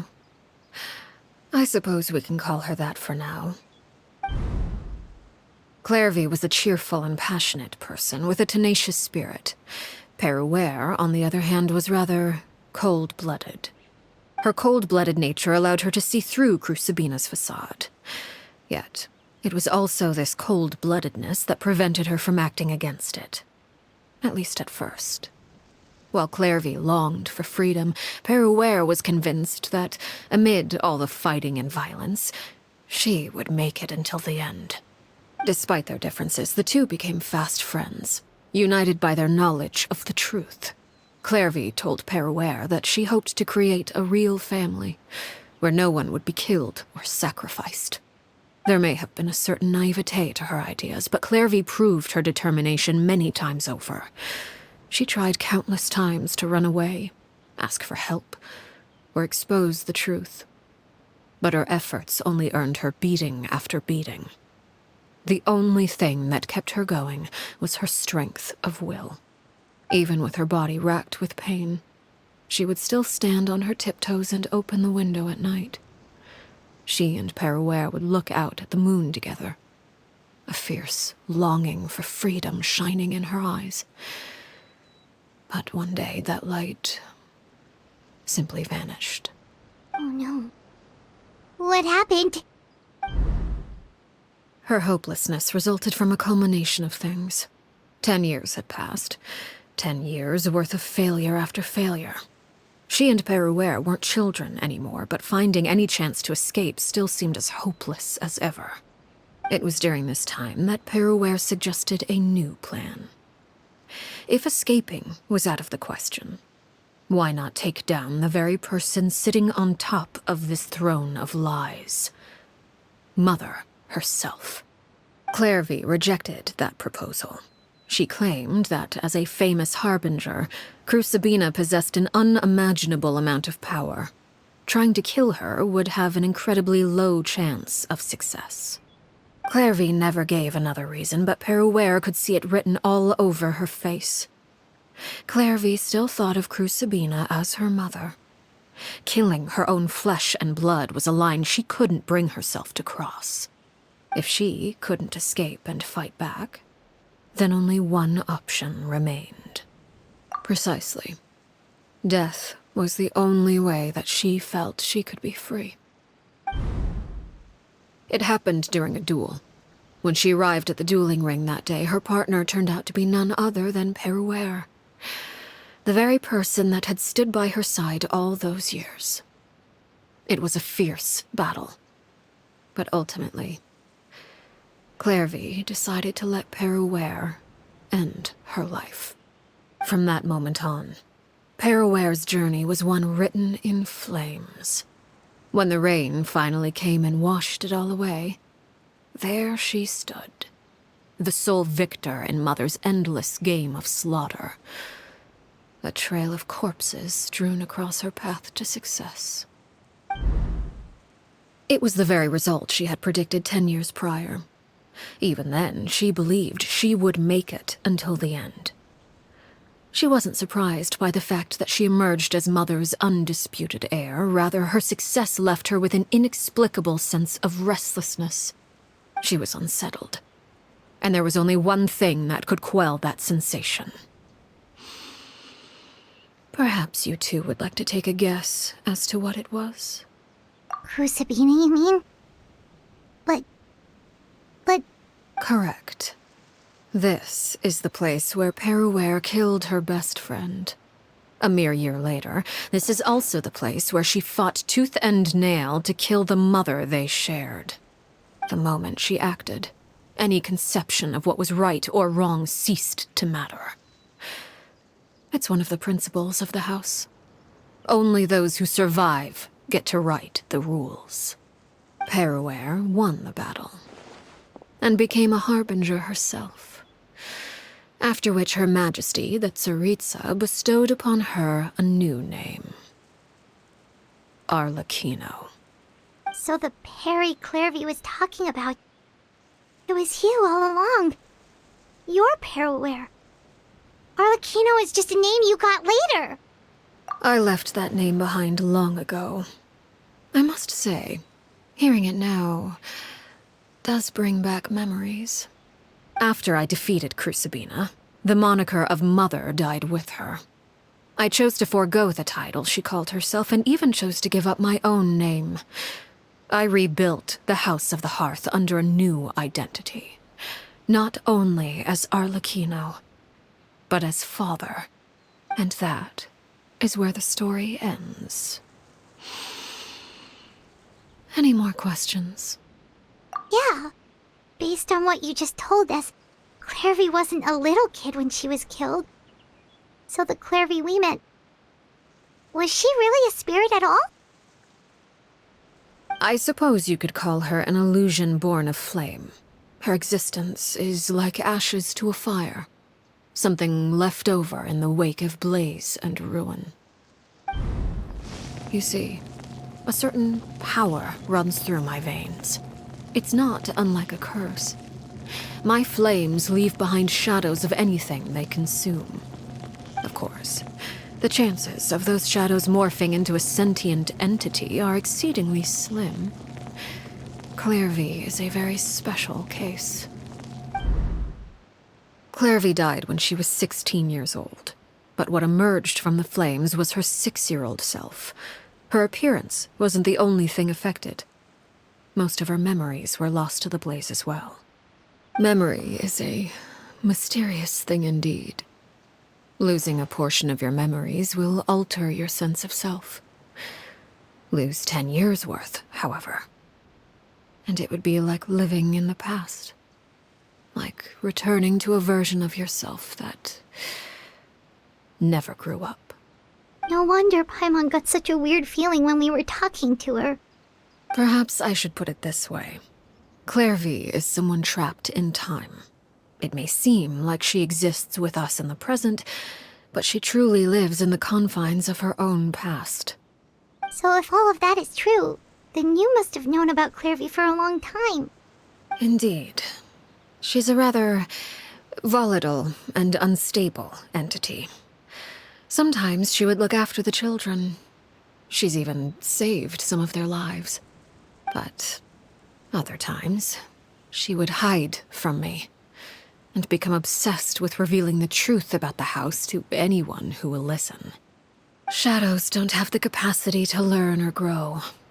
Any new information they encounter is quickly forgotten over time. Your attempts to expose Clairvy to sunlight. They failed, yes? The reason is actually quite simple. In Clairvy's mind, the house is impossible to escape, and it is this very perception that traps her there. But no matter. All I have to do is kill her again, and all will be resolved. I don't anticipate so much as a single speck of ash will be left behind this time. Wait! Paimon can understand why you might want her gone, but isn't there another way? So what if she's trapped in her 6-year-old self? She's still your friend! At least talk to her first! It's too late for that. She broke the rules, and now she must be punished. That goes for Filial and Nantoy as well. She's had quite the effect on them. I hope you understand the difference between Crucibina and myself lies in our formulation of the rules, not our policy for enforcing them. Upholding the rules without question is a trait we both share. Because that is how a household should be run. Is this really what you want to do? Whatever could you mean? Don't you want to say a proper goodbye at least? Whether as a killer or as a father, there are two things that must be avoided at all costs: anger and sorrow. Anger makes you impulsive. Sorrow causes you to waver. Well, it appears it's about time to proceed. Before we arrived, I told some of my well-behaved children to bring our troublemakers here by nightfall. I do believe I've kept my end of the deal. I gave your friends quite a bit more time. As for what happens now, we'll just have to wait and see.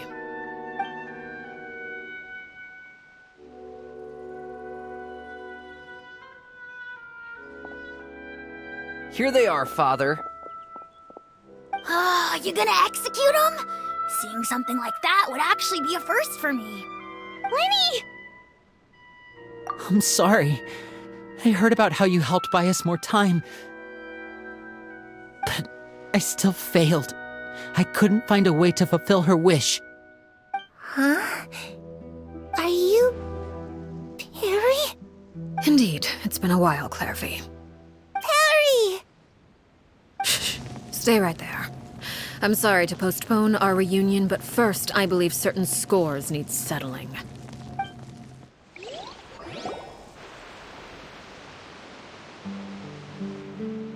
Father, let me explain. Out of my way. Father! You chose to conceal a threat to the house. And for that, you must be punished. Overall, however, I suppose your wrongdoing is hardly the most egregious of the bunch, so I'll deal with your punishments later. As for right now, the more pressing concerns are the traitors among us. By traitors? Do you mean us? Father, let me explain. We didn't mean to... Fultz, why don't you share what you heard? Yes, Father. Secret Midnight Meeting number 3. Participants, Filial, Nantoi, Sato, Toddy. Nantoi clearly said, if only Father wasn't the one who took us in. Sato added, I'm sick of this life. I just want to live as a normal person. Filial was the worst of them all. She called us crazies and said a bunch of mean things about Father. I did not! You're lying! Fultz is trying to frame us. It's not like I'm the only one who heard those things. After that, you and Toddy and a bunch of other people started talking about Clairvy. You were using all those things Clairvy brought up as an excuse to question Father. We're birds locked in a cage. The only way out is to destroy it. That's what you said, wasn't it? You little... You just want me gone, don't you? What did I ever do to you, huh? And you, Sheplo, have you forgotten who stood by your sickbed, watched over you, and changed your dressings? Come on, let's hear it then. What's your reason for all this? You're wrong, Filial. We don't want you to die. You're our family. Liar. You wouldn't be doing this if that were the case. So why? Why have you backed us into a corner? We all live in the House of the Hearth. You know the type of work we do, Filial. A single betrayal can cost dozens of us our lives. It's not like it's never happened before. That kind of thing is hard to forget. That's why the House of the Hearth cannot tolerate any form of betrayal. Ever since we came to Poisson, you've had 7 secret meetings. A lot of the things you talked about really crossed the line. You've been spying on us for half a month? Wait a second. Now that I think about it, the move to Poisson was just a way to make it easier to spy on us, wasn't it? Because we were all in one place. You've had this planned all along. Filial, Nantoi, I'm sorry. I owe you both my life. I owe Clairvy too. If it weren't for all your help after I got poisoned, I wouldn't be standing here today. If this were any other situation, I would do anything to repay that kindness, even if it cost me my life. But rules are rules. I'm sorry. My hands are tied. Why? Why? That's enough, Filial. We made a mistake, and we should own up to it. We broke the rules, plain and simple. And now we have to face the consequences. I'm sorry, Chapleau. Foltz. I'm sorry, Father. We accept our punishment. Chapleau, according to the rules of the House of the Hearth, how should these traitors be punished? All those who betray the house pay with their lives. And so it shall be.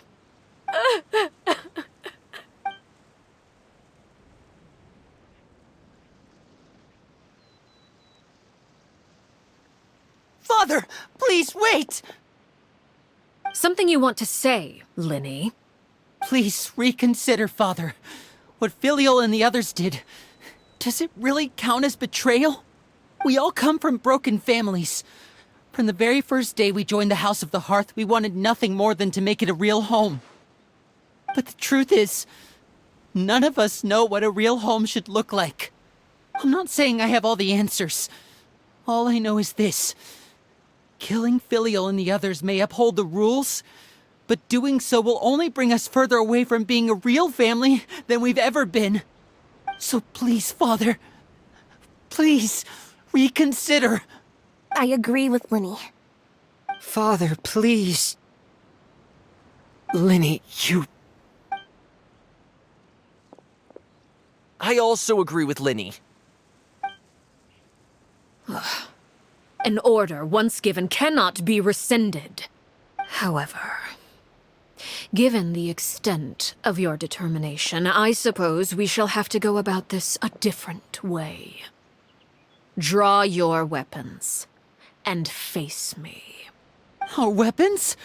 Father, are you referring to a duel? Precisely. The rules of the house will not be altered. Traitors must be punished. However, resolving disputes with a duel is also one of our rules, one that also applies to me.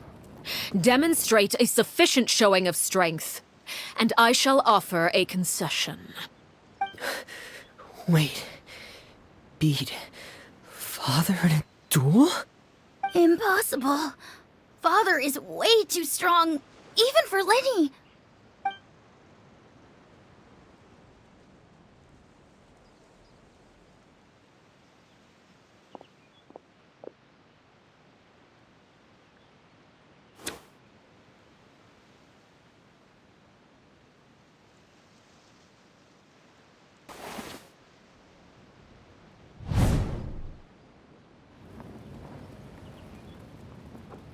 Did you hear that, Traveler?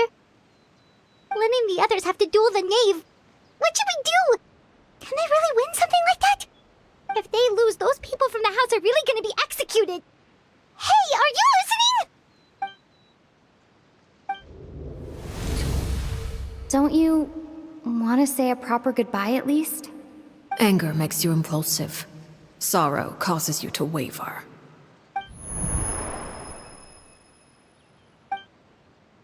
Oh, looking at that expression on her face, she seems really serious about this. Guess that means there's no chance she's throwing the duel on purpose, huh? When guests are around, families are often on their best behavior. And any disputes are less likely to escalate. When the time comes, make the choice that you deem most appropriate in the situation, and lend your help to the House of the Hearth. What's wrong, Traveler? Hey, where are you going? Traveler? You're asking to join the duel against the Knave? I'll allow it. We do have a ready-made dueling ring at our disposal, after all. All I would advise is this. Keep a firm grasp on your weapon, and give it your all. Any less, and you may just lose your life. Closer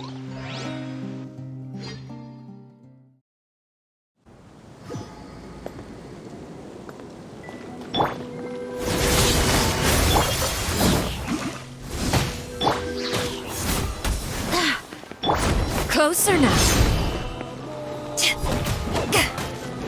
Is it my turn now? And voila! Eyes on me! Here comes the catch.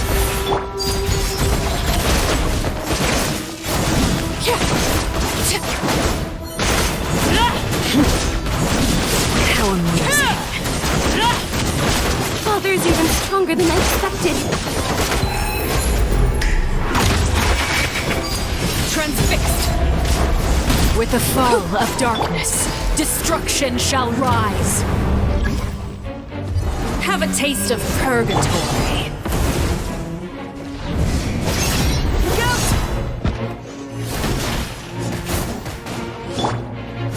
Closer now.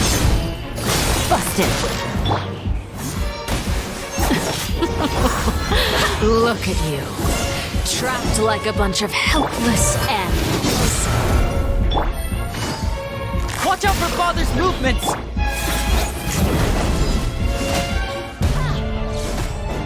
Like a fly tangled in a web.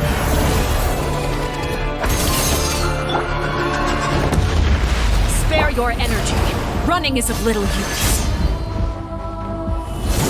Busted. Father's even stronger than I expected.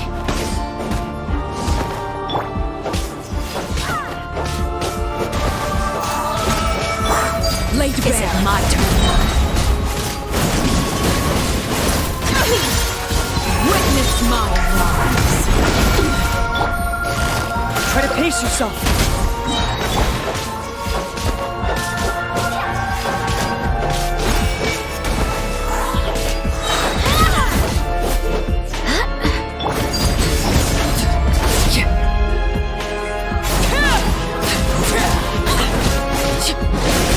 Watch out for Father's movements! Wait, hear me. Game's up. Fun is over. Not bad. You've proven to be a worthy opponent after all. Everlasting as the moon rises over flames.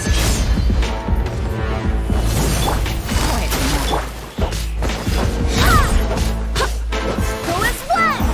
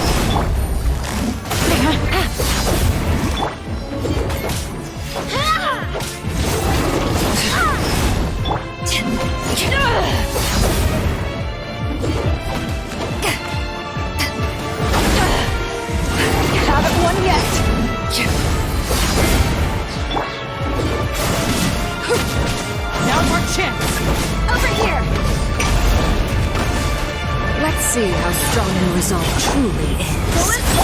Transfixed! This is where you fall. The sun and moon have set. Only ruin. Watch out for Father's movements! Out! Who's next?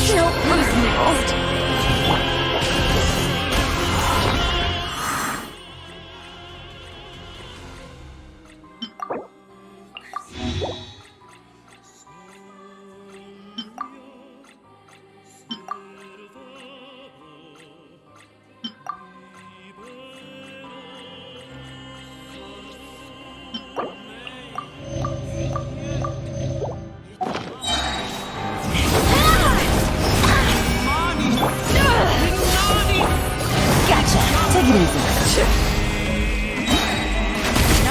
chance! Over here!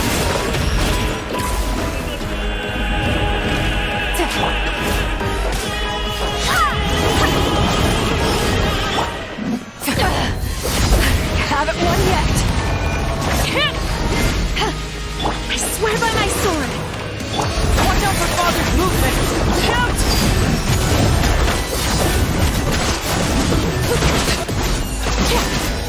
Sunturn is only the beginning.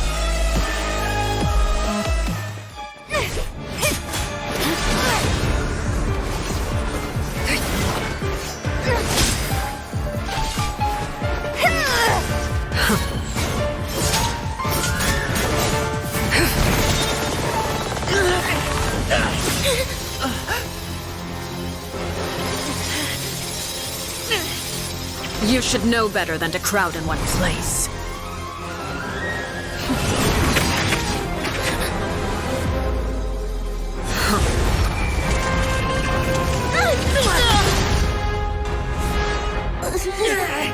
Oh, I know. No! I'm sorry, Father!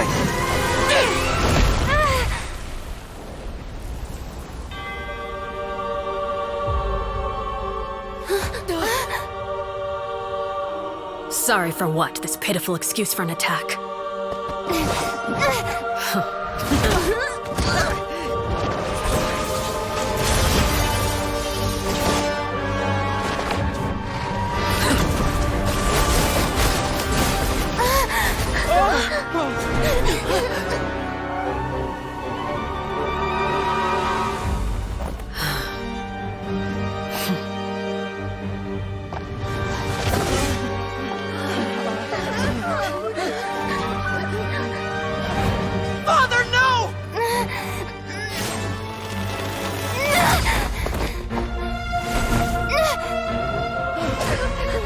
Made it out, did you?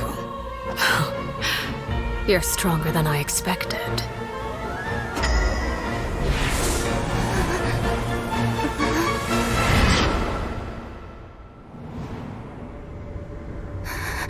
A crimson moon.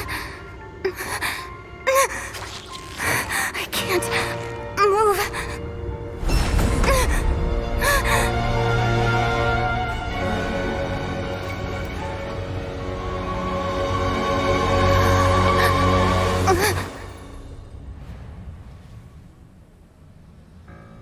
Still, not strong enough to beat me.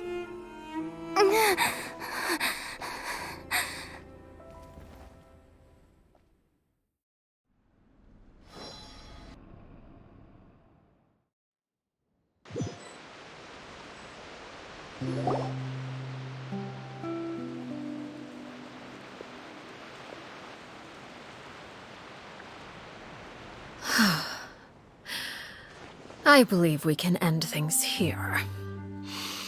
It's not often that we get to enjoy the company of guests, after all.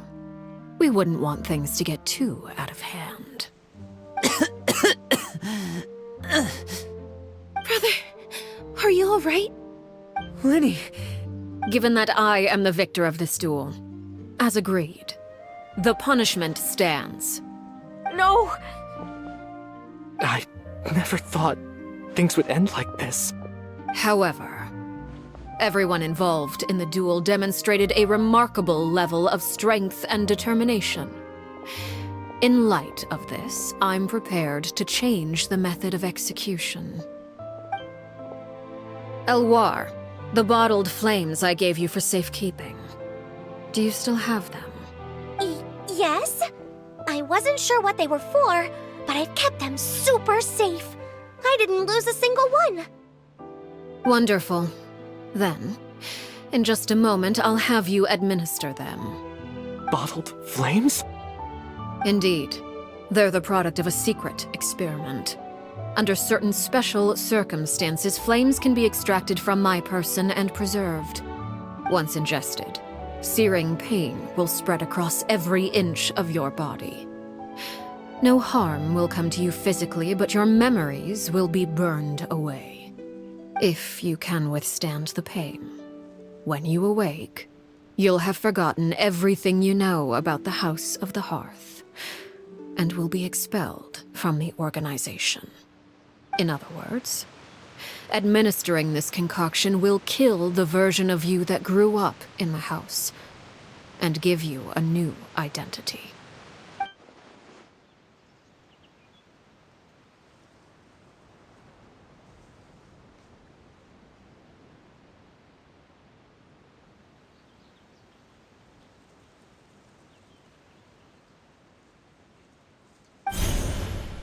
Memory is a mysterious thing indeed. Losing a portion of your memories will alter your sense of self.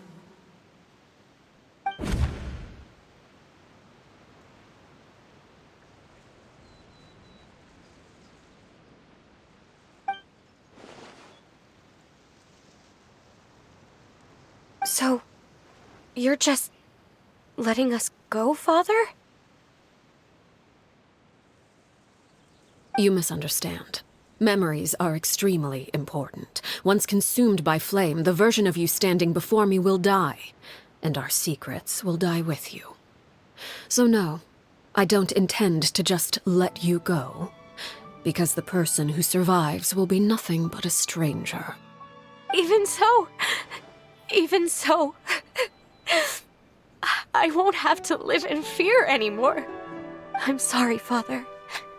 I'm sorry I let you down. But I really... Don't cry, Filial. You haven't left the house yet, so there are still rules to be followed, yes? Remember what I taught you.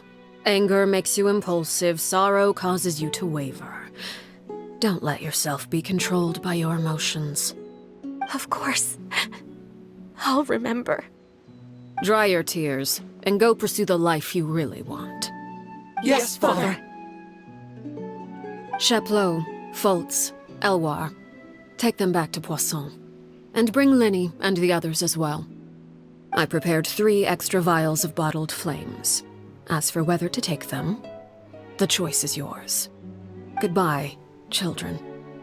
The next time we meet, I will no longer be your father.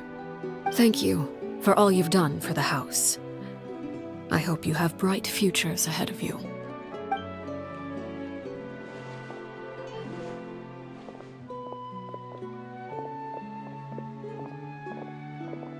Father. Let's go.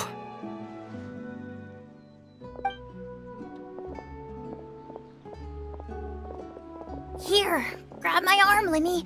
I'll help you walk back. Thank you.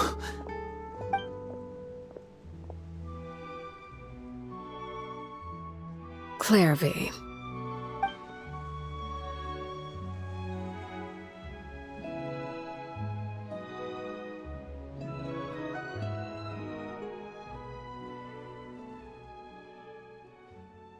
Can we talk now? I've been waiting for a super long time. You really are Perry, aren't you? I haven't seen you in so long. How come you're all grown up? Wait, did I somehow travel to the future on accident? Or am I dreaming? What a long dream. Neither. You died, Clairvy. That's what happened. You could have at least sugarcoated it a little. Look, she's done speechless. Oh. Okay then. Huh? That's it? You accepted it just like that? Yep. If that's what Perry says happened, then I believe her. Perry wouldn't lie to me. Plus, I don't really need to know why I'm like this. I'm more curious about what happens in the future. If you're a harbinger now, Perry, that means Mother is gone, isn't she? Can you tell me about it? I want to know what happened to her. And to me. You never stopped trying to defy fate. At first, no one believed you. You could only vent your frustrations to the moon. In fact, you often sought comfort in the night sky. You wanted to see the aurora, So one night, we promised each other we would go to Snezhnaya to see it together. Later on, you tried to run away, but you were brought back each time. Mother spared your life, but it wasn't out of kindness. Instead, she decided to make an example of you by slowly torturing you over time. That way, the other children would know what happens to traitors. Still, you never gave up. Mother hoped that through ruthless duel after ruthless duel, she would be able to crown an ultimate victor among the children she raised. But you called on everyone to unite, to fight to a draw in order to reduce casualties. Your efforts may have only delayed the inevitable, but still. You gave them hope. You tried everything you could think of, but every attempt ended in failure. Still, you never turned your sword on Crucibina, and you never turned it on me. On that gloomy day, you told me, "For the last 16 years of my life, I've done everything I can to fight for freedom. But now, I realize that the only freedom I truly possess is the freedom to choose to die." I never imagined I would say something like that. I must have been feeling really worn down. But somehow, I still think I understand. According to Mother's plan, only one of us was going to make it until the end. And I always hoped that person would be you. If I could do it all over again, I still don't think I would make a different choice. Even when I first met you, I knew you'd be able to do what I couldn't. Is that so? Even now, I'm not sure I truly understand what kind of freedom you were trying to pursue. But as the head of the House of the Hearth, and as the children's father, I've tried to give them the most basic of freedoms. The freedom to choose their own fate. It's something I discussed with the Iudex of Fontaine. The children who want to leave the house will have their memories wiped clean of all secrets pertaining to the organization. In return, they will be allowed to live a normal life in Fontaine without being prosecuted for their past. Of course, I won't simply hand freedom to them on a silver platter. They have to fight for it and prove themselves worthy of it. Only freedom that is earned has true value. That's more than enough. That's exactly the kind of life I was fighting for. You know, Perry, I think you're a pretty amazing king, and a really great father, too. I'm really happy that you're the one who took over the house. I guess I do have one regret, though. I still haven't seen the outside world. Well, it just so happens that our dear guests over here have been to many nations and traveled to countless places. Perhaps they would be willing to tell you what the outside world is like. Really? Of course! We've traveled all over the place. We've got so many stories, we could probably talk your ears off for 3 days straight!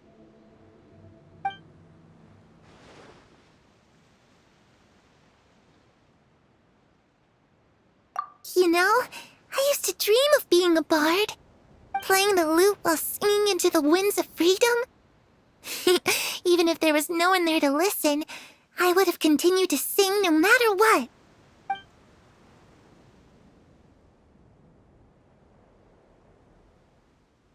Ah, that's where Mora comes from. I never knew that before. If I had some Mora, I would buy 3 new dresses. One for me, one for Perry, and one for Mother. It's just too bad Perry doesn't like wearing dresses. And Mother, well, she probably wouldn't accept something like that either. I guess I'd just have to keep them all for me then. I could wear a different one every day.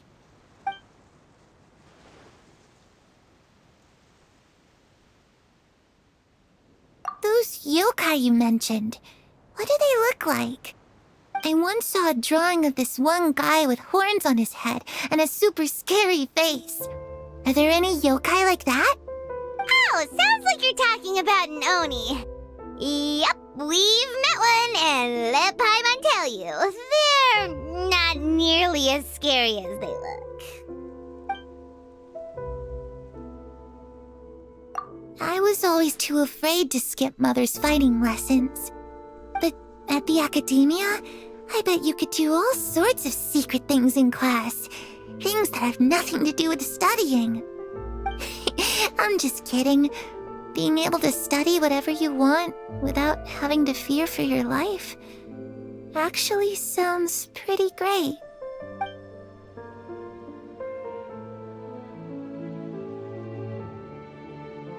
The situation was super dangerous. Lenny and Lynette were accused of committing a crime, and they were going to have to stand trial at the Opera Epicles.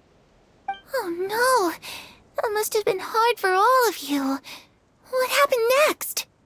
Don't worry, we were able to turn the situation around super quickly, all thanks to Detective Paimon, of course. How'd you do that? Come on, tell me. Okay, so it was like this.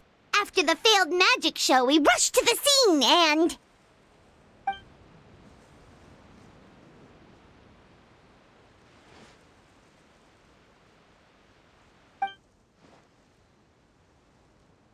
Shadows don't have the capacity to learn or grow. Any new information they encounter is quickly forgotten over time.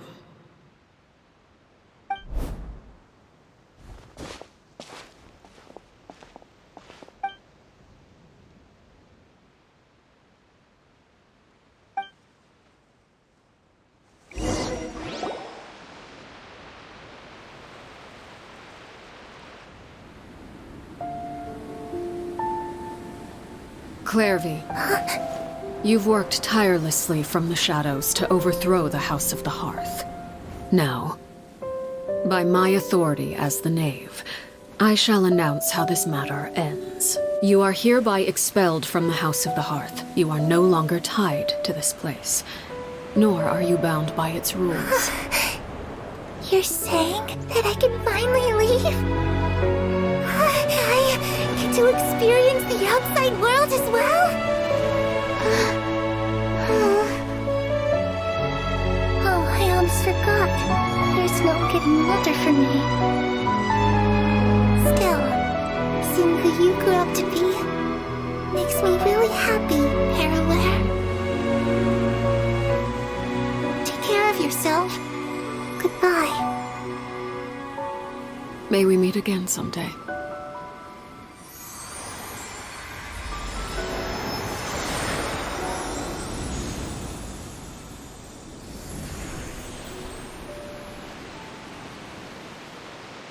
Clairvy. She left so soon. Paimon didn't even get to finish her story. I also have certain sentiments left unsaid. I wanted to tell her that the aurora I saw in Snezhnaya was just as beautiful as the ones in the pictures. But a shadow's memories reset at dawn. Had we delayed any longer, we wouldn't have had the time to say goodbye. Whatever regrets may linger, let them be lost to the coming of a new day. Father? It's Linny! Hey, Linny!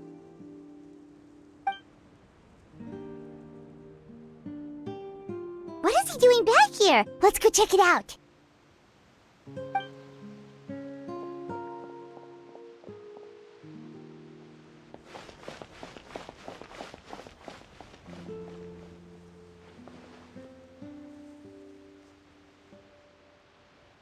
Father, the bottled flames have been administered. Filio and the others have left the house. And you? What have you decided? Thank you for giving us that choice, Father. But we never wanted to leave the house. It's the only home we've ever known. Lynette and Fremine feel the same way. They're recuperating back at the Hotel Bouffe d'été. But I decided to come back and tell you where we stood. I'm sure you're well aware of the expectations I have for you. I want you to follow in my footsteps and become the next king of the house. Yet you seem to have different ideas. I must admit, I'm rather surprised by your decision to stay. There's nothing wrong with choosing to live a quiet life. Leading this organization is a heavy responsibility, one not so easily carried by someone forced onto the throne. I just never understood what you saw in me. What made you believe I was deserving of that throne? You're brave, talented, and, most importantly, you cherish your family. You would do anything to protect them, even if it costs you your life.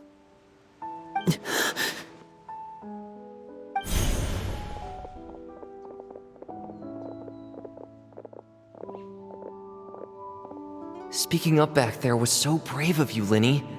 It's all thanks to you that we were able to convince Father to back down. You're a hero, Linny. Hero? Father is the real hero. Had Father gone all out during the duel, there's no way I would have walked away with my life. She must have had it all planned from the beginning, from the very moment she suggested a duel. I'm not deserving of that title. I'm not strong enough or smart enough. You're wrong. In my opinion, all you need to be deserving of the throne is conviction and the necessary strength to act on it. We may have different ideas of what it means to be a family, but you can hardly be said to lack conviction. What you truly lack is strength. For someone of your talent, though, that's something that will come with time. Even without that strength, you still chose to face me in a duel, even though the odds were stacked against you. That capacity to honor your convictions is what I truly see in you. Father. No one knows what the future holds, what tragedy or triumph may be in store. Being at the head of this organization requires the strength of will to face whatever comes. Caution will only hold you back. If reaching a certain standard were required to go after what you want, I would never have succeeded in killing my predecessor.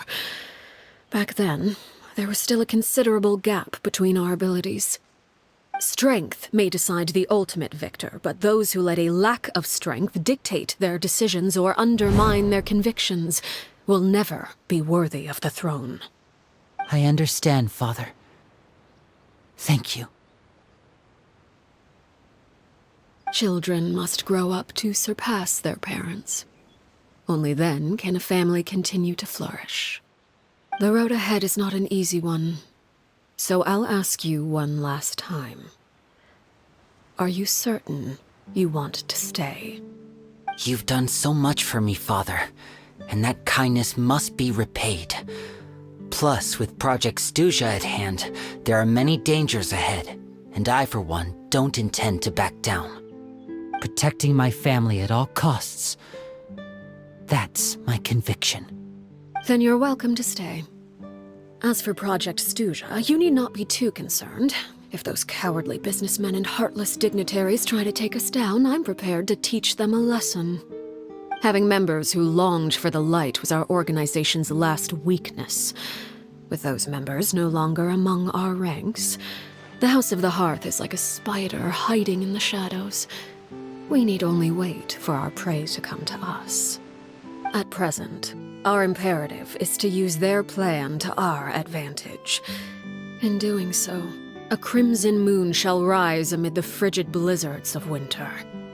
No demonstration of loyalty shall go unrewarded, and no sacrifice shall be in vain.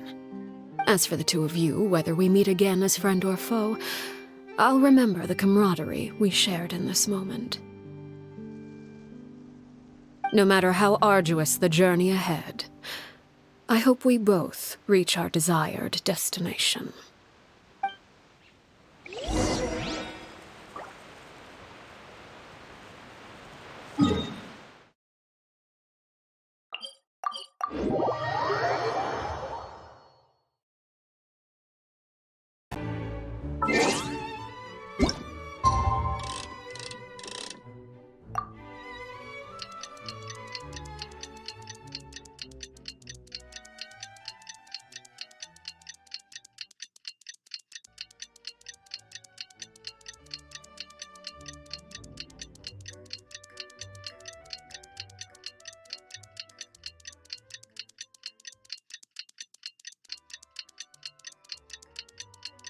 Didn't Linny say that Lynette and Fremine were recovering at the Hotel Bouffe d'été? Oh, Paimon wonders how they're doing. Maybe we should go check on them.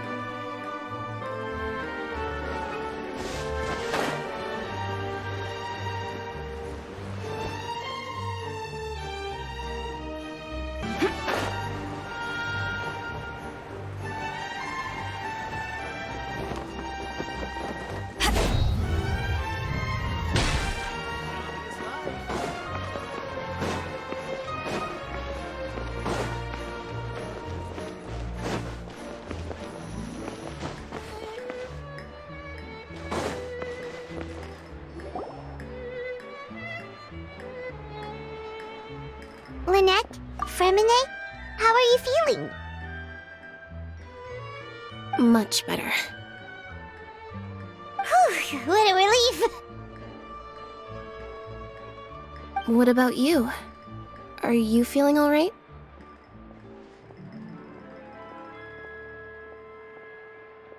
I knew you'd come out unscathed.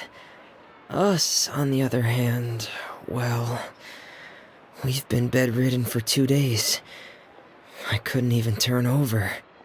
Oh, and I wanted to ask, is Clairvy gone?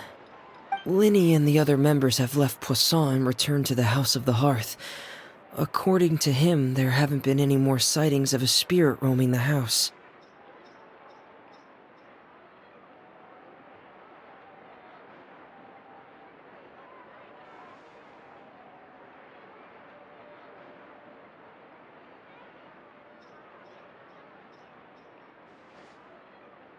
I see.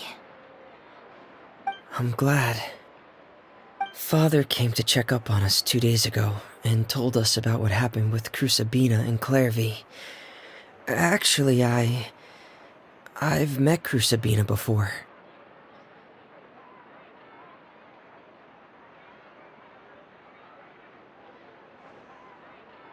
Wait, what?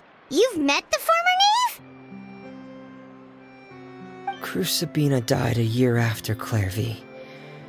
It was during the year between their deaths that I joined the House of the Hearth. Crusabina had an extremely cruel and radical way of doing things. While she was alive, the atmosphere in the house was suffocating. When I joined, though, the experiment she valued so much had already come to an end, and all the people involved, dead and injured alike, were gone. Crusabina never talked about the past with us newcomers. A couple of months after I joined, Father killed Crusabina and burned all her files.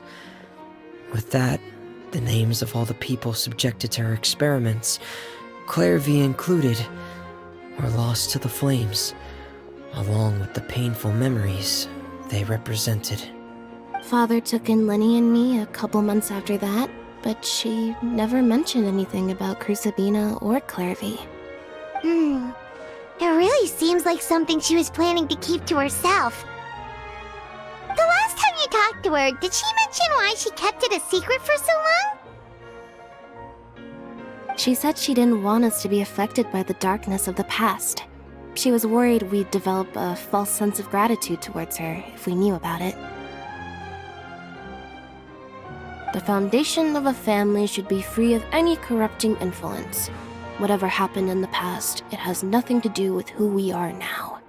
And that's what Father told us in the end. But I still thanked her for everything.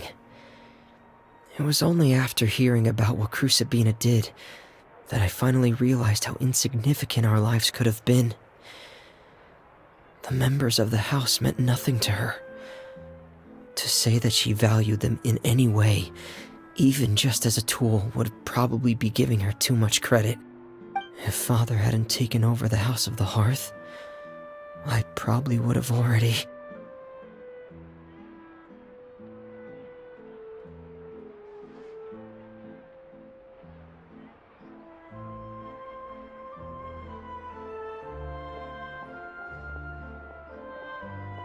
Father rarely brings up the fact that she saved us, She doesn't believe that being indebted to her should be what ties us together.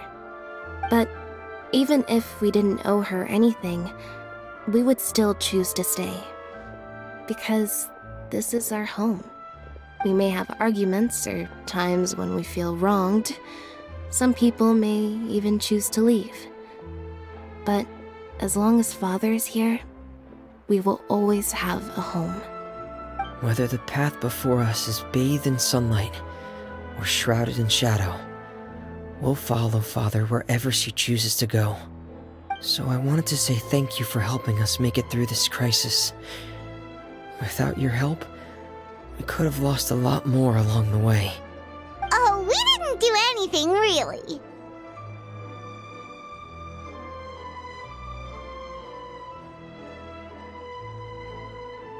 Of course. You're welcome anytime. Are Filial and Nantoy okay? I actually saw them at a cafe this morning. They didn't recognize me. From what I could tell, they were drinking coffee and talking about one of the operas that started running recently. They seemed happy. If I had to take a guess, I would say they finally found the kind of life they always wished for.